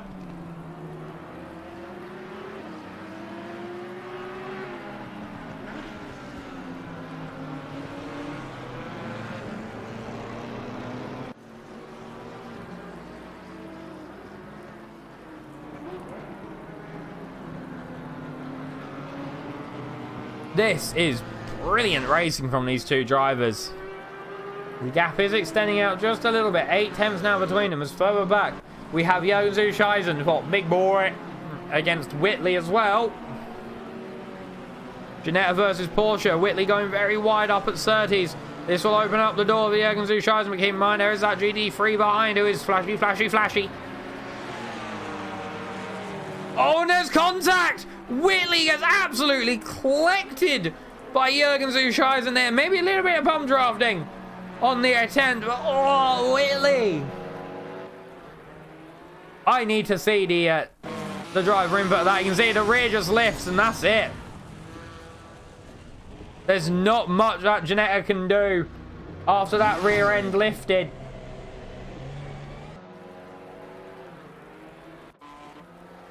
There was just nothing that could have happened there. As Will Saunders is back up with a second gap.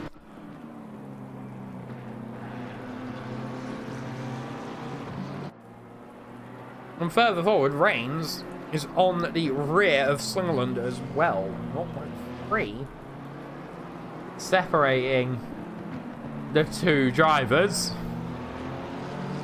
This is your leader of silver class with 2 cars between himself and Barnes, who is up in second place in silver. However, getting higher up in the race is sort of just a look at me point, as there is Whitley off to the left of your screen in the pit lane. There, I think that might have been some big damage. So we've learned today, Bridge versus Ginetta. Bridge wins. But I'm glad that we got that bit of science there, as Gary Rowe has a crash into the pit lane, which, because it's brilliant, we're going to watch it again.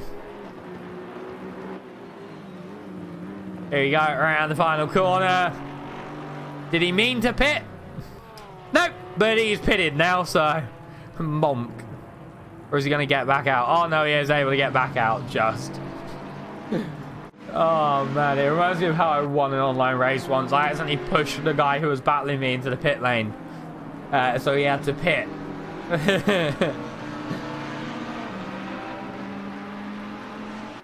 It was brilliant because it just wasn't meant to happen, and I did feel awful, but I got the win. There's Ian Arnold once again on the attack of Will Saunders, and there is some GT3s in this mix as well. Kyle Cook, built different, like to shove the GT4s out of the way. So I think that is Luca Luana up ahead as well, but I'm not sure. I can't see from here. Crane also doing a spin bollard. Yep. Yep, so 6 minutes left in today's race. Aaron Rains still on the attack, takes areas round. What's happened to Mr. Tech's area then? That's the question. He's under attack. It was Luana behind. Jaker coming in. Has he just taken too much into the corner? No, gets punted by the GT3 Ferrari. Thankfully doesn't collect anyone else in the spin.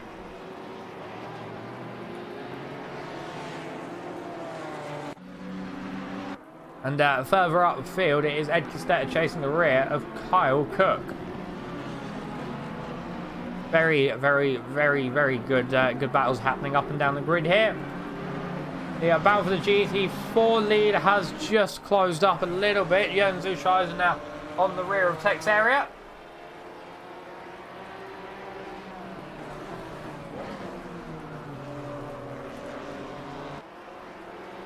As well, there is Whitley just in the foreground. Let's have a look at what happens here.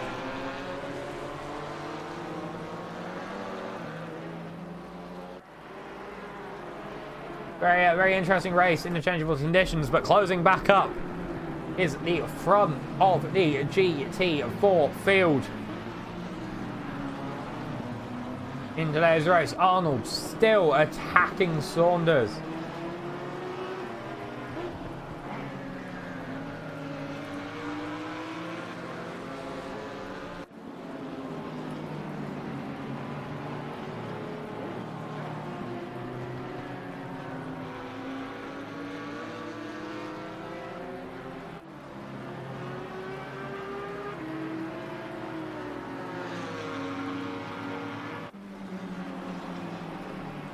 Oh, this is some very, very good racing. Driver of the Day voting is still open. I'll post the link once more in the chat. If you're watching and you haven't yet voted in DOTD, go and vote in DOTD once it gives me the actual correct link.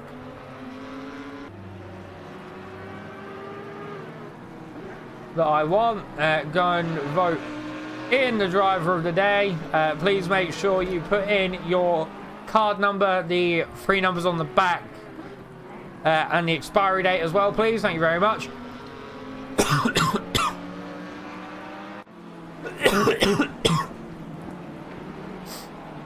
It's now towards turn 1. Ian Arnold on Saunders. He's closer than he has been previous laps. Side by side, Saunders going into the gravel. Ian Arnold taking the lead of GT4 there with that move down the inside at turn 1, and further upfield is Ed Costetta on the rear of Kyle Cook. This is a P3 in GT3. All the threes in GT3.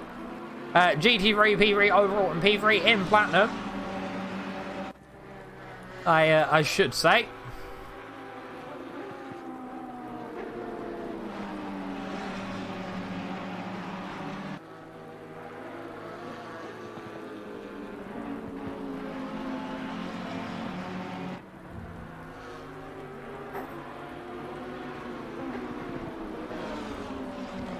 Honda's keeping social distance well. Yeah.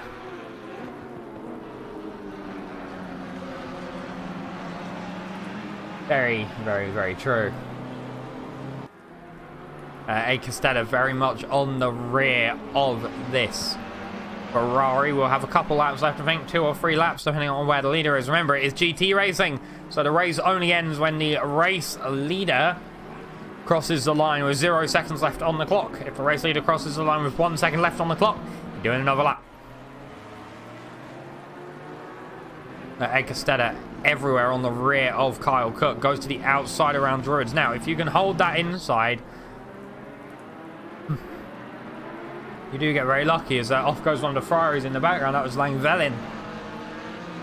Langevin in the background. Kai Sforza in this mix as well. Ed Costetta staying behind the GT4 but going up the inside before the corner. One thing I remember being told when I started sim racing was every movement of the wheel slows you down. And that is something I do remember, so you want to make sure that you make your wheel movements at the last possible minute and you don't correct as much through the corner, I guess. I know. That was just something I was taught when I started out sim racing, but it could be different nowadays with all this newfangled tyre technology and stuff. You never know.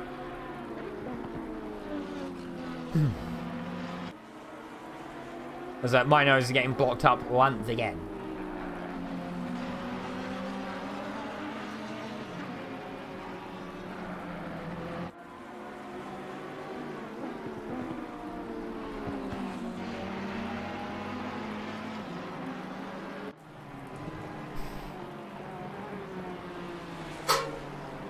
There's just no breathing through that side. Ed Costello looking to the outside. Carl Cook defending the inside into turn 1. This is going to hot up as I think we'll be on the final lap. Oh, very much snap of oversteer there. Allowing Ed Costello to snatch the inside into Druids. Now here's the question. Can Carl Cook hold the inside? No, he goes round.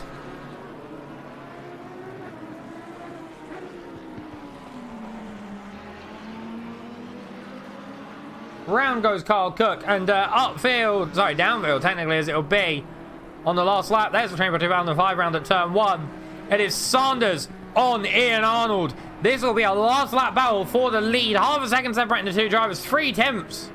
Actually, looking at it as they straighten back out before corners. This is going to be very, very good. The race is over. Pierre Moreno has come to take the victory of today's race. So Pierre Moreno winning the race from a P9 finish 2 weeks prior at Spa to take the race win. I don't believe it was a tap or a spin. My race control thing doesn't say it was a tap, so I'm not sure. 0.2 seconds left. Thomas Track coming through to take second in Platinum. But that, I think, will extend his lead at the top of the table.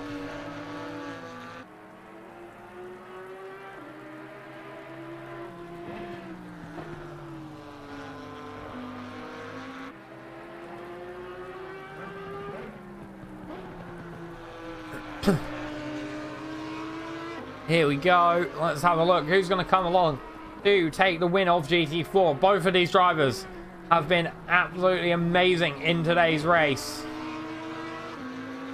And to take the win of GT4 coming across the line, it is Ian Arnold, the number 47 Porsche.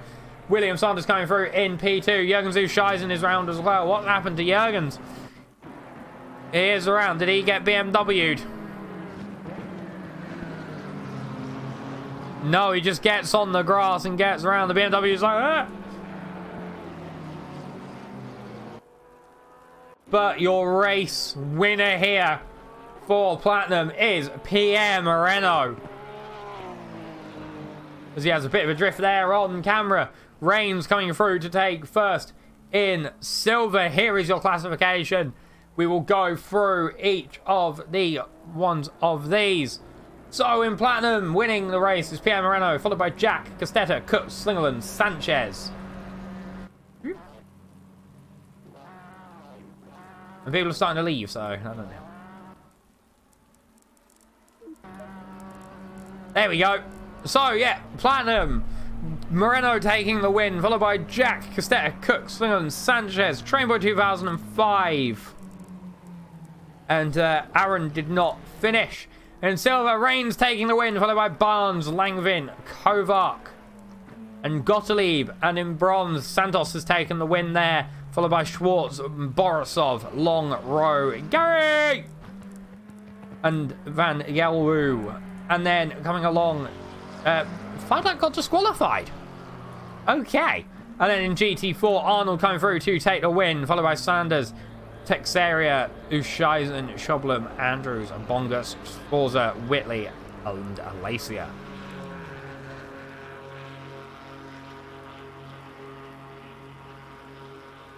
So, we all know what time it is.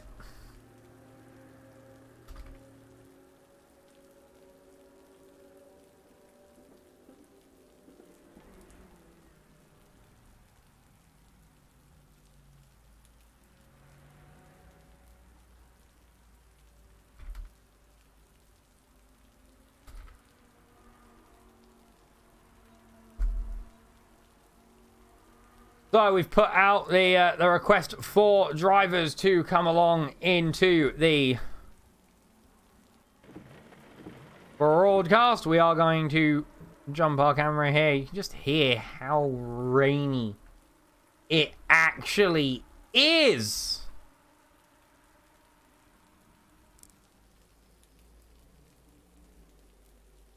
Look, I don't think anyone's going to be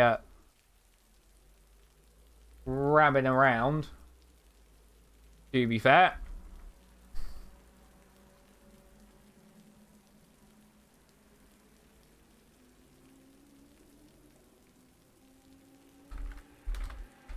So here are your results. I'm just posting a provisional due to timing. 39 laps was the lead laps in that race. So we'll have a gander and see who will come along and say hello to me. People love talking to me. Obviously, I'm the greatest commentator in the world. So we're going to hear from Mr. Pierre Moreno. Hello, Doc. Hello. Hey. So, P9 at Spa, which I sadly wasn't there to see, but coming through to take victory today. How was that in the changeable conditions for you? I really like these kind of conditions. I really like the rain. It makes you think a lot more than the drive, in my opinion. So I'm really enjoying it. It was a race of strategy as well, because the rain came again just a few minutes after the midpoint of the race. So I had to fiddle a little bit with the engine maps and stuff like that during the race. That was fun. And you finished with a 19-second lead. It was quite tight in the early stages of the race with Kyle Cook, actually. Do you think his little spin helped you out? Did it give you more time to relax, or were you just always sort of checking that mirror in case? Yeah, definitely. I think like the error that I did that brought me close to him was definitely from pressure. So yeah, he was really good, really quick this race. I do need to apologize, by the way, because I'm pretty sure that my error caused his error by him trying to avoid me. So there was no contact, but I still need to apologize to Kyle, because he's been driving really quick, and I think his result shows it. So yeah, well done to him. And the next race is up at Imola. How are you at Imola? Are you excited? What do you think? Is it going to take effort, or are you ready to go already? I am quite excited because we haven't done an RP series before. I do like Imola. The Porsche is not bad, but there's just one spot where it is really, really not good, and that's the last chicane. So I'm just gonna have to practice it and see how fast we can go. And my final question for you this evening: you finished P9 in round one, taking a win today. How do you think your championship prospects are looking? Not very good. I think there are people who are definitely better placed, and we're going to have more consistent results. And also, there's a good chance that I won't be able to attend the last race because I'll be off. So yeah, I still want to do as best as I can, but I don't think it's realistic to expect a win of the championship. All right, awesome. Thank you for coming and speaking to me, Doc. Congratulations on the win. Who knows? You might win the next one. Who knows? Thank you, Husky. Have a good one. You too, mate. So that was Pierre Moreno, who come through to win platinum in today's race. I'm just going to have a gander at who tagged me next. Next, we'll get in Eli Schwartz. Coming through to take P2 in bronze. Hello. Hey, how you doing? I got my mic fixed. Hooray! It's me! Yay! The person that everyone likes. So, Wonderful. P2 in the bronze class in the M4. It's a car I've only ever seen in the dry. How was it in the wet? I had it set up pretty good. It felt really good, and I basically based it off the dry setup, put some wet tires on it, and adjusted it so I got the tires and the brake temps in the right range. But it drove like a beauty. I mean, I made some mistakes and got involved in a couple of things, but other than that, I was able to be consistent, which is really the goal in these types of conditions. As long as you can be consistent and get to the end, you get results like this. And we heard as well, apparently the BMW likes rake. Is that still a thing the BMW can do, or have they finally managed to nerf it? Sorry, I didn't catch. Did you say rake? Yes, it likes being high at the rear, apparently. Yeah. We definitely have it biased like a lot higher at the rear than the front. We basically just drop the front down, and then we have the rears go up. But that's just the way it likes to be. So that's the way we set it. And you had around just under a 4-second gap to Borisov. Did you think that second was in your hands, or were there moments in the race where you're like, oh, I don't know here? There were a few. There were a couple of moments. I mean, I actually, was in a few incidents, made a couple of mistakes, and I really, the strategy worked out really well. We all put the wet tires on, and we were just doing the rain dance. I mean, my tires were red coming out of the pit stop. So, but I just put my head down and kept to it, and I tried as best I can to be consistent, and luckily it worked out. And my final question for you tonight is: a lot of drivers I saw come in at the midpoint when it went from wet to damp. Was that something you did, and how did that affect your tires? I did not. So I tried to stay out as long as I could, and as soon as I started, as soon as the pressures went up and the temperatures went up, I was like, all right, I'm not going to risk a puncture or anything like that. So I'm going to duck in and go for the wets, because I saw the weather. It was going to start raining in 10 minutes, and then 30 minutes it was going to be heavy rain, and that's eventually what happened. So about 4 or 5 laps into my second stint, it started raining. So that's the strategy really paid off. And I know a lot of people did come in for the dries, and I thought about it, but I stayed with the wet, and then it paid off. Awesome. Well, thank you for coming and speaking to me tonight, Eli. Hopefully we see you at Imola. Who knows, maybe a podium again, or maybe even a race win. We'll have to see. Hopefully. That would be great. Yeah, I'm looking forward to it. Awesome. Have a good evening, mate. I'll let you get off. Thanks. Congratulations on the podium. All right, take care. Thanks. So that was Eli Schwartz going through to take P2 in bronze. Next up, we're going to have Langvin, who come through to take P3 in silver. I'm going off the list of people who tagged me when. So, in comes Langvin. Hello. Hello. So, P3 in silver. In the in the Ferrari, it looked like it was a bit of a turbulent race from what I saw. How was it from your perspective? Actually, I had one incident at what is that, Druid's hairpin at the top there, and then that was pretty much it for the race for me. A lot of it was either lapping GT4 cars or gaining on pace just as the rain let up and the track started to dry a little bit. I was actually all the way up to P5, and then my pit stop didn't change tires for some reason. So I went in, grabbed a new set of tires so that I wouldn't, get a massive penalty whacked on top at the end. And then, pushed to P3, top 10 in the actual standings. So it was a messy race. It was changing conditions and, cars everywhere. But for the most part, people were pretty well behaved. And I have to say, I think you've gotten the biggest overcut I have ever seen in the RP series. Yeah, I'm not certain how that happened. It's not like I planned it. I just kept gaining lap time, so I said, you know what, I'm not coming in. I'm just going to stay out and see what happens, and my tires didn't go pop because they weren't too hot. So it worked out in the end, I think. Well, clearly you got P3 in silver. Clearly it worked out. So I'm going to guess your pit stop was wet to wet then.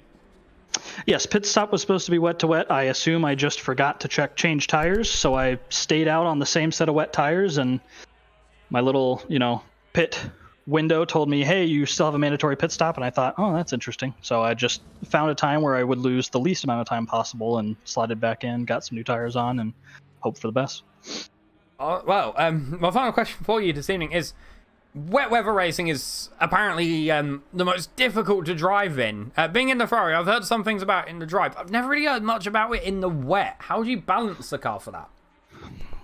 You know what? It helps that Brands is a max downforce circuit, so you already have all that aero bolted on to help you up. I found my biggest key was just getting the car off the ground so you're not aquaplaning everywhere, and then mostly just making sure you have your traction control in the actual right settings. The Ferrari in my opinion, on the dry is very traction dependent. So it seems like it's even more so in the wet. So it was a matter of getting those dialed in until you didn't have too much wheel spin, but you also weren't losing time. And then really just using the throttle to get the car to do what you want it to do. So letting the base be as neutral as possible the whole way through is, or I thought was, key to the Ferrari, but I'm no expert. So awesome. Well, thank you for coming and speaking to me tonight. Hopefully at Imola, it's another podium maybe, or even a race win. You never know. Let's shoot for higher. Thank you for coming and speaking to me. Have a good evening. Congratulations on the podium. Yeah, you too. Thank you.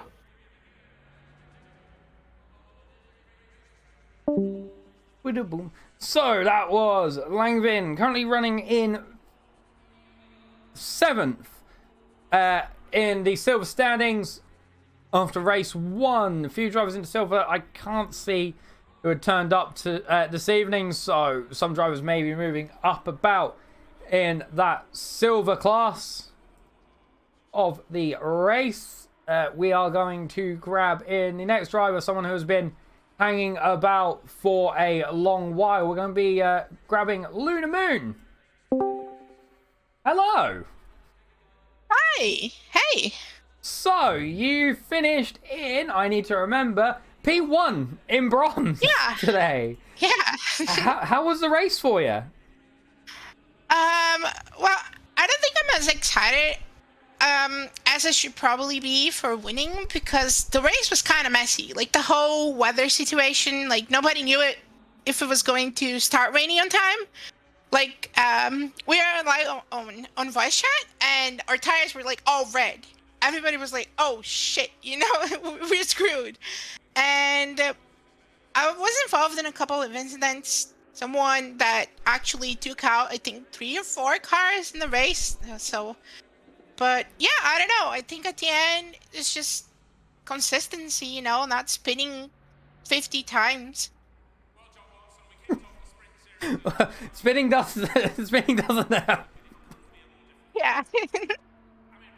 So you had what was it? I need to do some math now. A large gap, let's say, to Schwartz behind. Were there moments in the race where you were thinking maybe you'd have to defend the lead very hard, or were you sort of, after a while, settled in the fact that you were coming home to take the flag? No, honestly, at that point, I wasn't thinking about the win, because the rain was like getting worse and worse, and at that point, you can only wish to finish the race, and not fuck up. So the whole time, I was just thinking, like, the next corner, don't spin. The next corner, don't spin. Like, I wasn't thinking about defending. I think since quali, I had a clear advantage on pace, I think, on my class. So I wasn't too worried that I was like, someone's gonna catch up on me. I was worried that if I spun, someone would catch on me. So my worry was that I couldn't make mistakes. But yeah, I wasn't thinking about the result. I was just lapping, Mm-hmm. And my final question for you this evening. You had a DNF in the first race at Spa. Coming through to take the win in this race. How do you feel for the rest of the season? Are you confident that you might bring home some more wins? Where do you think you're going to place in the championship? I think so. The only reason that I actually got a DNF in the first race, I was leading my split in the first race, and then I got disconnected from the server. So this time I didn't get disconnected, and I got the win. So if I don't get disconnected every race, then I'm keeping my hopes up. I'm hoping for the best. But yeah, I don't know. It's been competitive. It's been really fun to race everybody. Everybody races pretty clean. Gotta give some credit to the GT4 cars as well, because they like, when we're lapping them, they're mostly pretty like good about it, and I don't know, it's been nice despite some incidents. But yeah, we'll see how it goes. Awesome. Well, congratulations on the win. Thank you for coming and speaking to me. Who knows, maybe at Imola you'll be back here speaking to me again with a second race win of the season. So thank you. Have a good evening, or day, or time zones. Goodbye. All right, bye. So that was Luana Santos taking the win of bronze in today's race. Next up, Latifi is boo.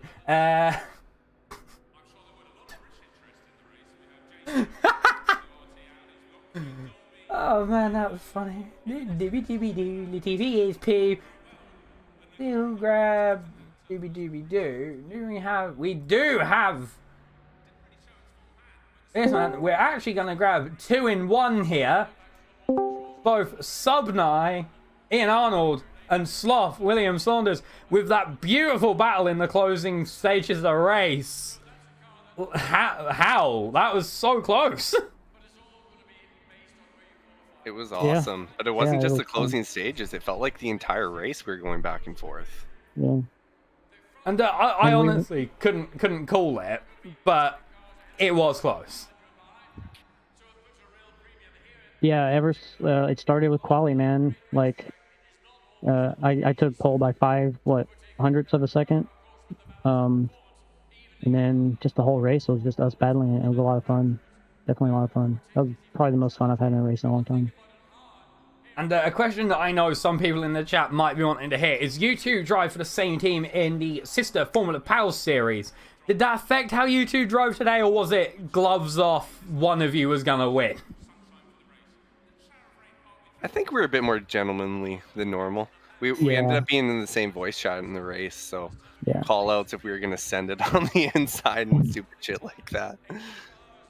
But there was no like, oh, let me win, or I'm gonna let you by here. I mean, we were racing full out the whole time.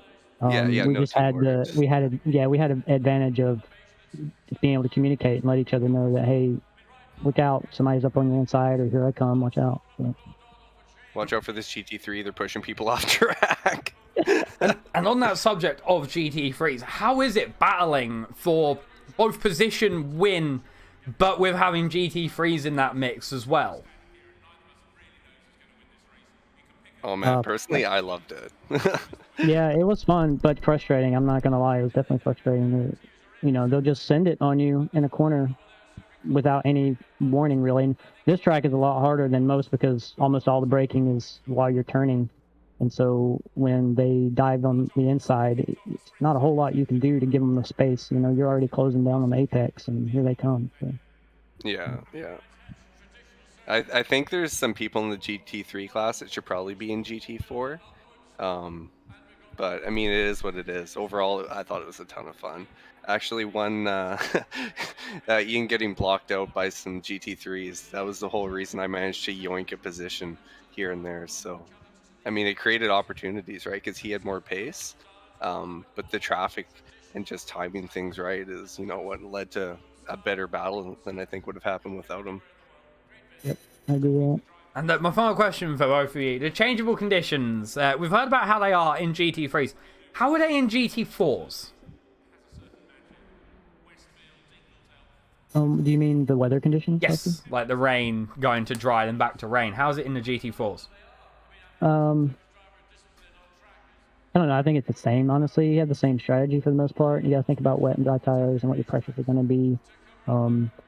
Particularly at this track, there's a lot more stress because there's not really a straight where you can click over your pit MFD and update it. And the pit lane is so short that there's not a whole lot of time to mess with it.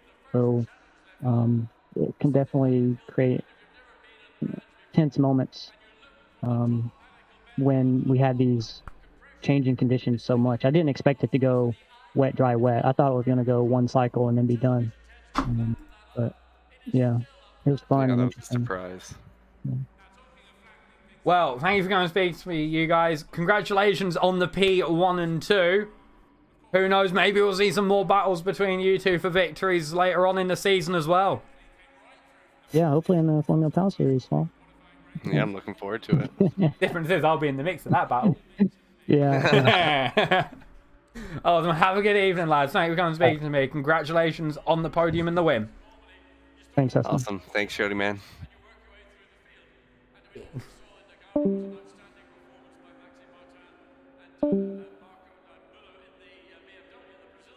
Yeah, I've accidentally grabbed him.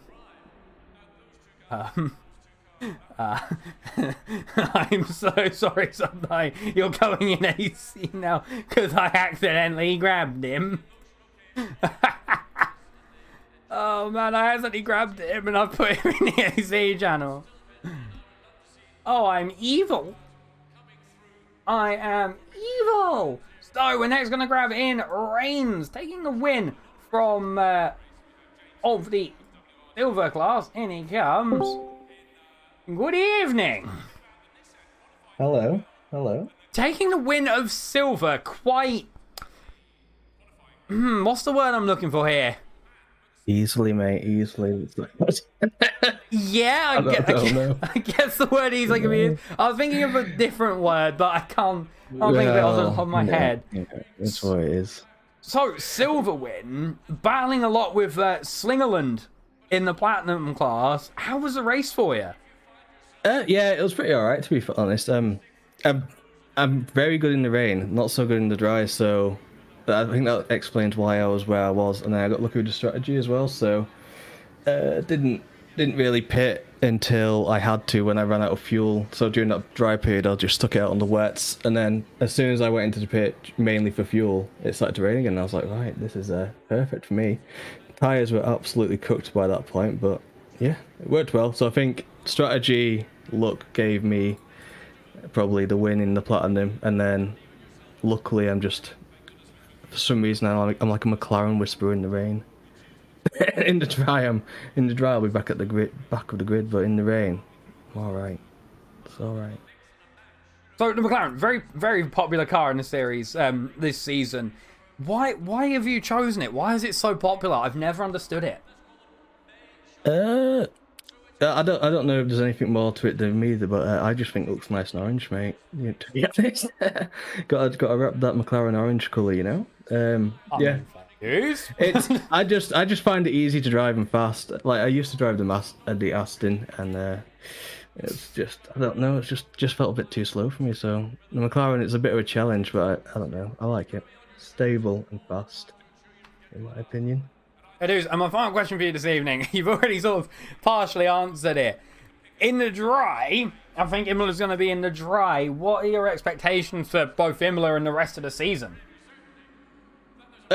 Hopefully I can keep it. I don't even know how to. I was going to say hopefully I can keep it in the top 5, but I think there's only about 5 platinum drivers anyway, so we'll aim for top 3 instead. How about that? Hopefully we can keep in the top, but I don't think we'll get a win again until we get another one, unfortunately. Awesome. Well, congratulations on your race win. Thank you for coming and speaking to me. Who knows? Maybe at Imola, you might have another win. You never know. Maybe. We'll find out. You never know what happens. Thank you for coming and speaking to me. Congratulations. Have a good evening. You too. Cheers. Yeah, mate. So that was Aaron Reigns taking the win of the silver class.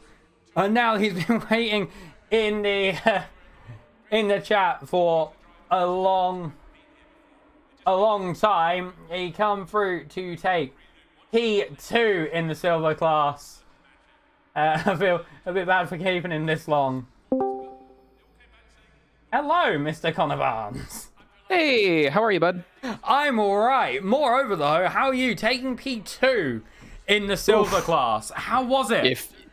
If you told me after my 5th spin, so I had 3 on my own, and then I had 2 where I just run-ins with various fellow drivers on track. If you told me that after the 5th spin, I would have taken it. So yeah, we'll definitely just learning to race consistently in the rain. It's not something I've done a lot in ACC, but just continuing to kind of build that consistency and not make those mistakes and be really careful. Shout out to the GT4 guys, like they made our lives really easy. It was really, really respectful out there. I think everyone realized how treacherous the conditions were. So shout out to my friends Langevin, Santos, and Schwartz for also being on the podium. We kind of run as 4 in this league, and we all got podiums in our classes. So we're feeling really, really good. And on the subject of the treacherous conditions, yeah, as some drivers have been calling them absolutely treacherous, and some drivers have been saying it was like a monsoon hitting the UK. What was your strategy for the race? Yeah, so basically, we were just kind of watching the weather from very early on. Obviously, we started on kind of our heavy wet setup. Not the I don't think it was quite monsoon levels, but it was definitely a little sketchy out there. Had to watch the curbs, but started on the wet setup, and then basically just lapped and lapped and lapped, and track started drying out. My tires were getting really hot, so I kind of ducked in earlier than expected, probably 25-minute mark or so.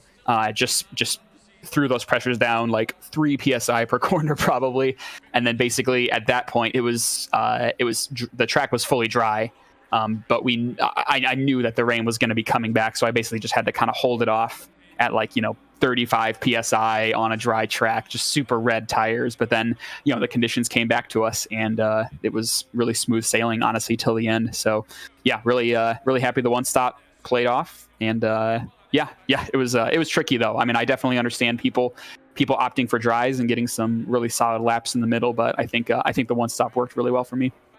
And if my quick maths is correct, you should be in the lead of Silver Class going into Imola. No way! Yeah, let's go. If my math is correct. Anyway, okay. How do you think the rest of the season is going to go with 4 races left?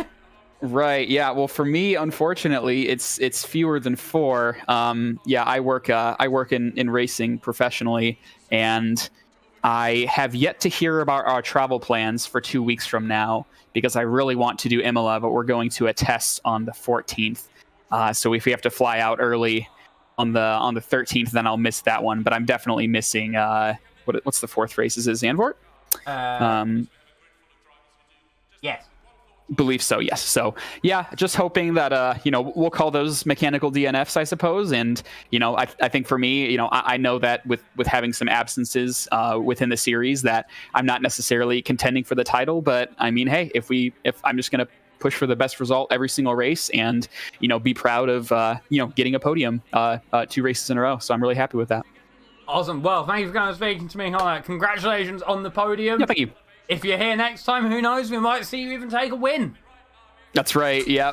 Hopefully the classes don't change after the win, and then I don't have a win anymore. Maybe I'm seeing me. Have a good evening. All right. Yep. You too. Take care. You too, mate. See you later. Yep. Bye. Goodbye. And now for the bit that people have been waiting for. The driver of the day. Beep, beep, beep. So, coming to take the win of GT3 Driver of the Day is Pierre Moreno with 4 votes. In tied second is Carl Cook, Slingerland, and Bacon, who wasn't even there, but apparently he's got the vote. So, yeah. Coming through to take the Driver of the Day for GT4. Doop, doop, doop, doop. It's a tie for the Driver of the Day for GT4 between Ian Arnold and Jacob Alacia. They were tied second. Oh, fingers up, bongus, Toby Long. The longest in GT4! And Subnai. I know that one was you, Gons. I know that one was you. I know that one was you. I'm not mad, I'm just disappointed. I am just disappointed. But from me and everyone at Racing Pals, thank you for watching. I've been Husky. Next week over on Sunday, over on the AJR_Motorsports channel, is the Formula Pals series. Then in 2 weeks' time, over on this here YouTube channel, right here, is the next race of the GT3 and GT4 series over at Imola. Until then, I've been Husky. Thank you very much for watching, and goodbye.